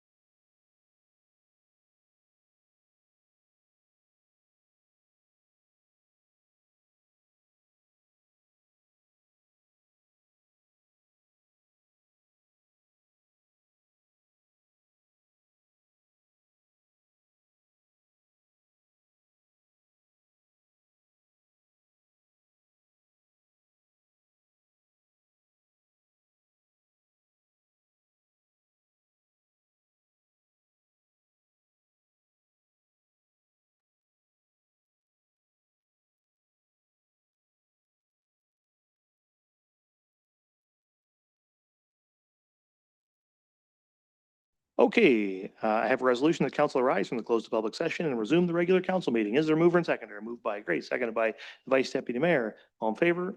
That is carried, and I will report that during the close to public session, council approved close to public minutes and received information regarding ongoing negotiations on behalf of the municipality on the Bruce C Community Readiness funding. So we are now on to the consent agenda, and there are several items on the consent agenda. I have a resolution that items 12.1 through 12.6 be approved and received for information. Is there a mover and seconder for that? The Deputy Mayor, Councillor Stack, I should just ask before I call the vote on that, does anybody want to have any of these items removed for consideration on separately? If not, we'll just go through them one at a time as per usual. We'll start then. 12.1, the 12-month ICE pilot program. Any questions from the members or comments? The Vice Deputy Mayor? I just had a comment, Mr. Mayor, and I just want to thank our Director of Community Service Rides for what I thought was an excellent report and really a good news story. I know there was some question, right in the beginning, whether or not this would be viable in terms of putting Summer Race into the Plex, but as it turned out, the number is really solid. And I think the groups produced in terms of, and Corby, I mean, promoting the ice surface and the local groups, area groups came out in big numbers to support Summer Ice. And it wasn't a drain on the taxpayer. Matter of fact, it was the opposite. And so I just wanted to commend staff for that and all the people that helped make Summer Ice become a reality. And but more importantly too, is the quality of the report. I thought it was an excellent report. So thank you. Yeah, thank you. Any other comments on this one? Councillor, any other comments on the 12-month ICE item? No? Councillor Halpin, I wasn't sure you had your hand up, but you were looking out the door, so I wasn't sure how to take it. Councillor Halpin. I'm sorry. Through you, Mayor. Also, not an unintended consequence, but nice to see that there was more use of the Southampton Coliseum because of this too. So that's another benefit as well, I believe. So turned out good work. It turned out very well. Yeah. Anything else? Yeah, I would agree. It was a good report and obviously a successful year and 2 more years in the pilot. So it'll be interesting to see how those roll out. I would just say on the, because we do have a bit of a, between the reporting between 18 weeks and 16 weeks, it would be nice going forward if we could get a bit of a consistency in terms of how many weeks we're reporting, just so that we can really see. So if you want to go to the 18 weeks, then just go to the 18 weeks and we'll just report it that way going forward, just so we get an apples to apples comparison year over year. But otherwise, well, altogether a good report. So we're on then to 12.2, the 2025 council remuneration. Any questions on that one? Councillor Halpin? Thank you, Mayor, and through you.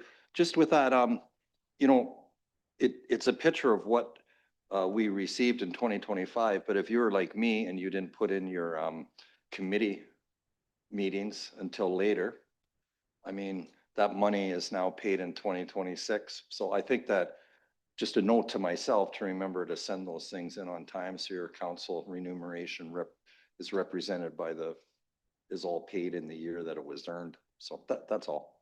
I'm pretty sure those community payments aren't going to tip you onto the sunshine list, but I think the taxpayers getting a pretty good value out of that dollar. All right, so we're on to 12.3, Water System Annual Report 2025. Any questions or comments from the members on that? The Deputy Mayor. Thank you. I didn't write down all the statistics, but the month of August always seemed to have the highest percentages. So the highest percentage capacity flow rates, highest, and it was, I think, 80% in one place and 61% of the total capacity in different places. No other month seemed to have, and understood why it was so high, because it's August, but is that anything to be concerned about, that we're like within 20% of the total capacity of the system? The acting CAO.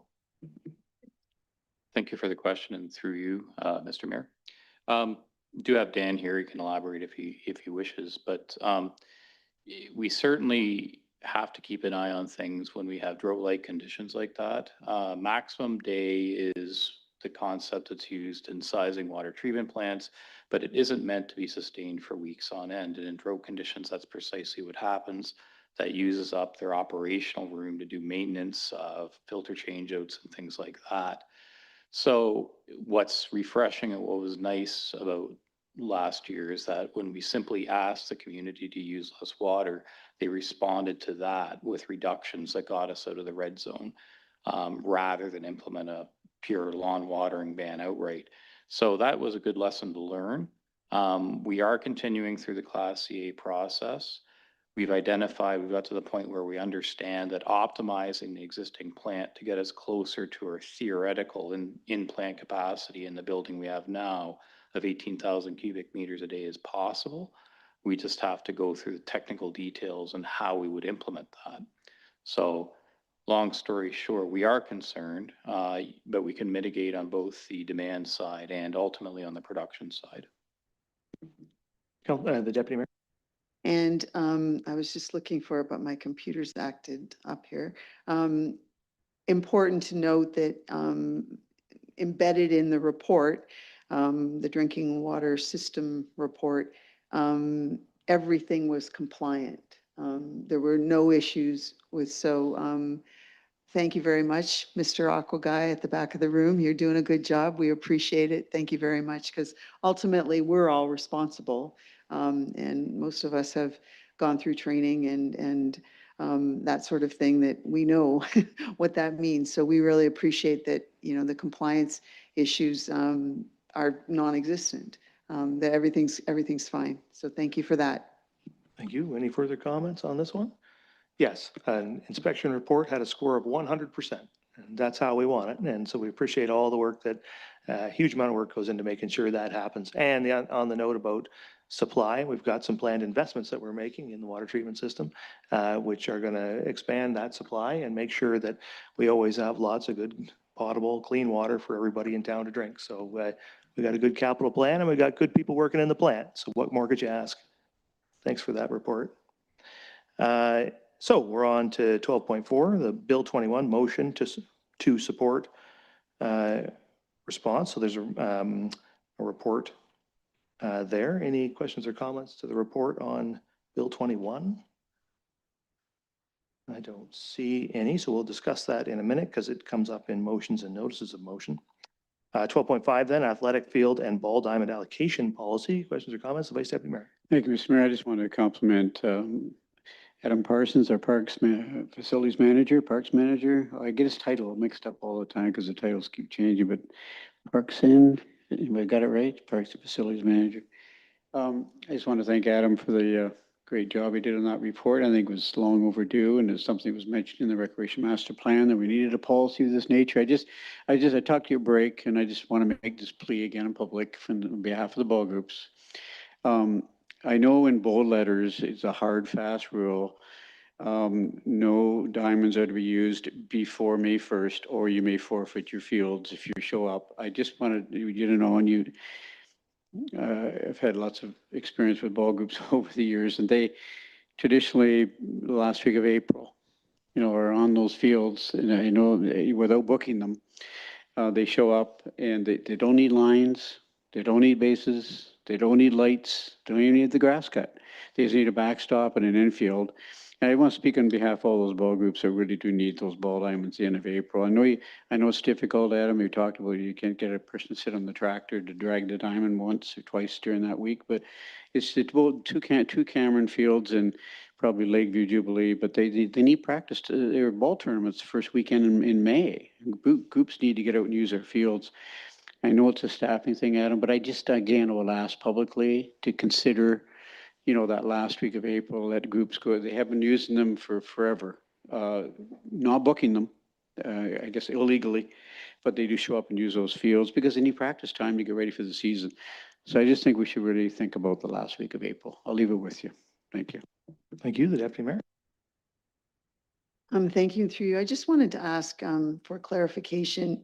The recommendation is that items be approved and received for information. This item, though, the last one, 12.5, reads differently. The others all say receive for information. This one says approve. But the beginning part we're approving and receiving for information only. Is that of any concern?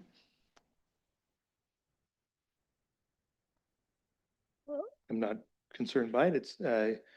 We're being asked to approve the athletic field and ball diamond allocation policy as presented, so it's an approval. No, I'm just, at the very beginning, though, the general recommendation for the whole section says received for information, be approved and received for information, and they're all received for information.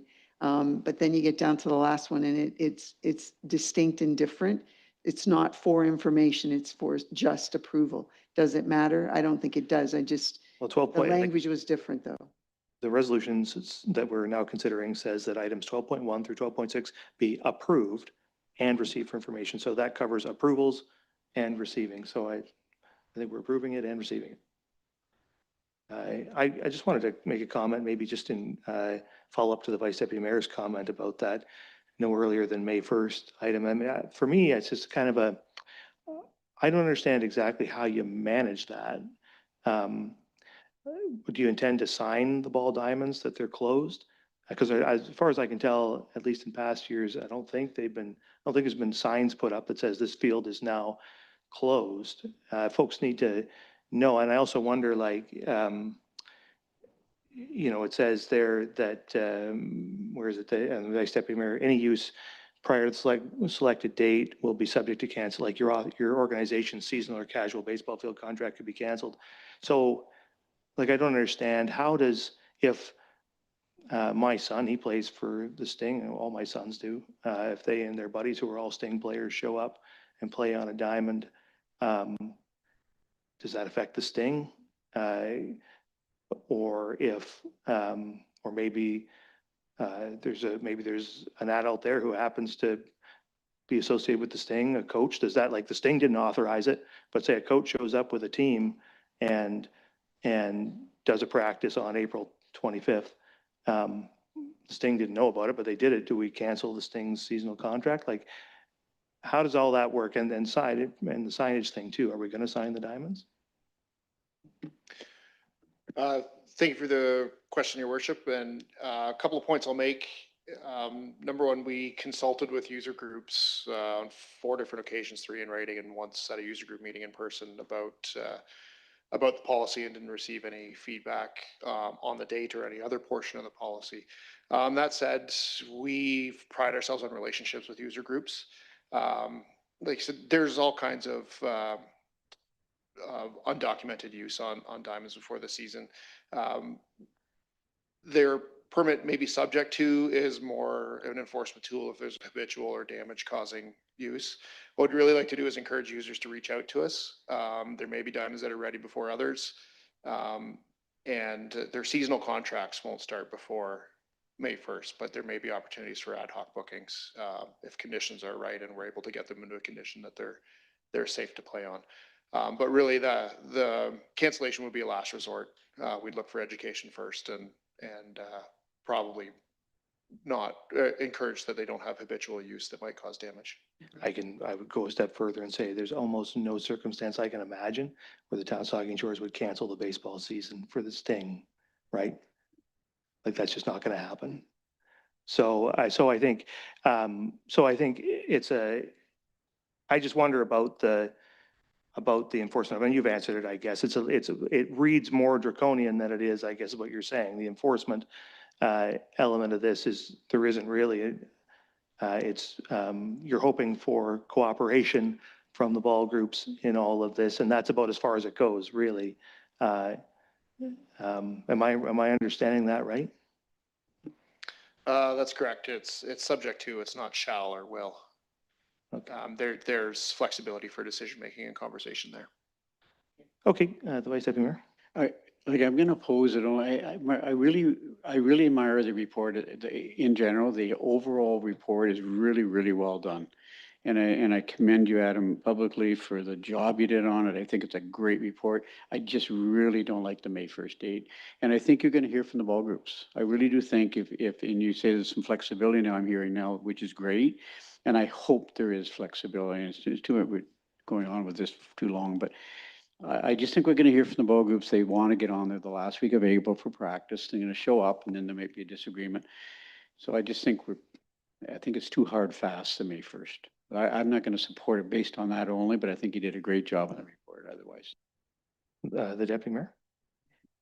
Thank you, Mr. Mayor. I think it's a good report. I also think that it's important that when there's public facilities, that they be sufficiently maintained and be ready for use. So a lot of these athletic field opportunities, there's corresponding washrooms associated with them and other amenity type things that they all, in my opinion, work in tandem. So I don't have a problem with the May 1st date because the report says that, you know, depending upon the weather, there might be opportunities ahead of that. And that has been said out loud here. But, you know, the liability issue, like, you know, we need to make sure that fields are ready for use. And so putting that date in there just suggests this is when, you know, we're pretty confident they will absolutely be ready. But I'm assuming that that implies that all the other things that go along with those fields will also be working, which then enables the public's experience there to be successful and positive. I do appreciate, though, that the report does say that if the weather permits and if staffing permits and it all comes together, it'll be sooner than that. Yeah, just one other question for me, I guess. Do we have a pretty good approach for staff in terms of navigating conflicting uses between these times? Because the diamonds aren't like a hockey arena, right? Like there's somebody in the arena, one team's on, they get off, somebody else gets on, like it's pretty set up. At a ball diamond, there's not anybody there. And so I think we want to keep the baseball diamonds available for a group of kids just to go play a game of pickup ball when they can, when there's nobody else on it. But if a scheduled user shows up when that's happening and there's a conflict there, how do we manage that? Like, do we have staff around all the time when there's bookings just to make sure things are going okay? Thank you for the question, Your Worship. At a place like Lamont Sports Park, we have staff on site for the duration of the operating day, from early in the morning to do operations before ball games start, all the way to the time that the lights go out when the last user's gone. A place like perhaps Beaner Park, we don't have staff on site when those games are happening, but we encourage everyone to have copies of their user permits available or access to them so that if there is a conflict, they can produce those permits to anybody that's on the diamond and try that as a first effort to get their rental time. If not, we don't expect anybody to engage in any kind of conflict. We would just ask them to report to us and we'd find them a replacement booking. Sure. The Vice Deputy I Mayor. just want to make one last comment, just in response to Deputy Mayor. These groups, it's not for games. They don't want lines. They don't want bases. They don't want washrooms. They just need a place for that week. Some terms start the first week of May, as I mentioned. They want a place with a backstop to go out and practice once before the season starts, basically. So they don't want all those other services. So that I just want to say that to you, that these groups I've spoke to, they need the field that last week of April is very important to them. So I'm not going to be supporting, but I again commend Adam for the report. All right, thank you. So we'll move on then to 12.6 communications, 13 items of communication there. Anybody wish to speak about any of those? Councillor Grace. No, sorry. Do we have to vote to approve that last policy, or we Nope, already did? it hasn't been separated, so it's Okay. just included in the broad. Thank you. No, I don't have any other. Anybody else have anything else? No. So I will call the vote on that resolution then. It's been moved and seconded. All in favor? And opposed? That's carried. Thank you. So we're on to motions and notices of motion, and we have a couple of items there. The first one is with respect to an item that we deferred at our last meeting. It's a resolution that was moved by Councillor Davinsky, seconded by Councillor Halpin, that council support the County of Prince Edward resolution support for Bill 21, Protect Our Foods Act 2025. We did get a report as requested from staff. Appreciate that, and thanks staff for that report. So the discussion is now back before us. I'll ask for any questions or comments. I'll just note for myself that I continue to have concerns about this resolution. I think protecting our farmland is really important. I'm not convinced that this legislative vehicle is the right way to do that. I think if council wanted going forward, that certainly would be something I would support, is for us to find different ways to express our desire to protect farmland in a way that works for Saugeen Shores in the context of all the things that we're doing. And so anyway, for that reason, I won't support this because I'm concerned about Bill 21, but I do, like many other municipalities, support the notion of finding ways to protect farmland. We just had Politicians Day the other day with the OFA, and they were expressing their concern for farmland, and certainly we share those concerns, and working with OFA and other groups like that to find solutions is the right approach, I think. Anyway, Councillor Halpin. Thank you, Mayor, and through you. I understand your concerns. We're losing, what is it, 300 acres a day of farmland gets paved. And whereas this resolution may not be perfect, I see it as a step in the right direction, so therefore I can support it. Thank you. Any further questions or comments? If not, all in favor? And opposed? That was 3 and 3. No, it had to be 4 and 3. That's carried. Sorry, I should be able to add. All right. We're on then to 13.2, a motion to endorse the Architectural Conservancy of Ontario proposal to include $10 million per year in the provincial budget for Heritage Helping Housing grants. So the resolution is that whereas, actually I should say, this is a note, this is presented as notice, right? So we will need a resolution from council to consider this evening. I think there's, it's certainly time sensitive. So I'd ask, is there a mover and seconder to have council consider this resolution tonight? Moved by Councillor Grace. Is there a seconder? Councillor Halpin, all in favor? That's carried. Okay. So we will consider it now, and I'll read the resolution. It is that whereas older buildings have inherent sustainability and provide economic, environmental, and social benefits for Ontario communities, and whereas reuse of existing buildings reduces the need for increased infrastructure that accompanies new builds such as sewer and water services, new roads and sidewalks, and whereas reuse of existing buildings can reduce construction waste and extend the life expectancy of landfills, and whereas keeping older buildings helps a community remain visually richer and enhances identity while building its tourism brand and appeal, and whereas creating a new application-based matching grant program of $10 million a year modeled on an existing Alberta program would incentivize owners and smaller developers to keep, fix, and reuse heritage buildings to create new housing, and whereas such a grant program would provide an alternative to the Ontario Heritage Property Tax Relief Program, which has limited impact on developers and reduces municipal revenues, and whereas such a grant program would provide a simpler and more direct way for heritage building owners to fund renovations or conservation, and whereas Ontario developers surveyed by the National Trust for Canada in 2014 ranked a heritage revolving fund as their top incentive to encourage heritage development if the grants are simple to apply for and to administer, and the fund is large enough to meet at least 33% of the demands so that applicants have a reasonable chance of recovering the cost and effort of applying. Therefore, be it resolved that the Council of the Town of Saugeen Shores endorse the Architectural Conservancy of Ontario proposal to include $10 million per year in the 2026 provincial budget for Heritage Helping Housing grant funding, and that this resolution be sent to the Premier, Minister of Finance, Minister of Citizenship and Multiculturalism, and MPP Lisa Thompson, and be circulated to all municipalities in Ontario. So that's moved by Grace, seconded by the Vice Deputy Mayor. Any discussion to the resolution? Councillor Grace. Thank you, Mr. Mayor. This is time sensitive because I just found out about this last week, just before our Municipal Heritage Committee meeting. So it was presented to the committee. We discussed it, and they support it. The Architectural Conservancy of Ontario, this is, their initiative, but they have had a number of meetings with the finance minister, and it's time sensitive because they expect that the provincial budget will be tabled on the 26th of March. So if council approves or supports this, then we would need to try to send it off as soon as possible, especially to the Minister of Finance.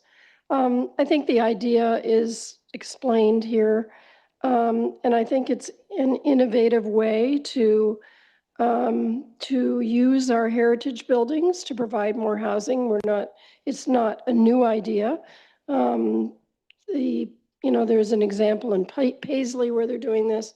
There have been other examples of developers throughout Ontario that have been using this kind of initiative has been presented at the Bruce County Housing Forums.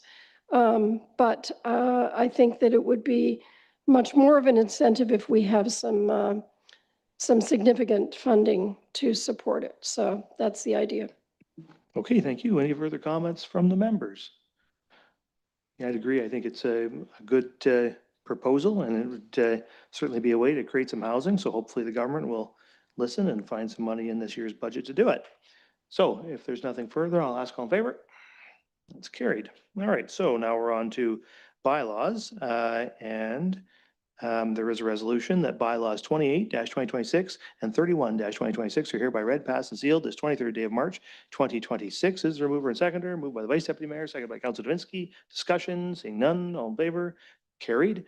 So now we're on to the confirmatory bylaw, that bylaw 32-2026, being a bylaw to confirm the proceedings of the Council of the Town of Saugeen Shores, is hereby read, passed, and sealed this 23rd day of March, 2026. Is there a mover and seconder? Moved by Grace, seconded by Stack. All in favor? I think that's carried. And finally, I have a resolution that this regular council meeting of March 23rd, 2026 hereby adjourns at 9:18 p.m. Mover and seconder, Halpin and Davinsky, all in favor. Council stands adjourned. Have a good night, everybody.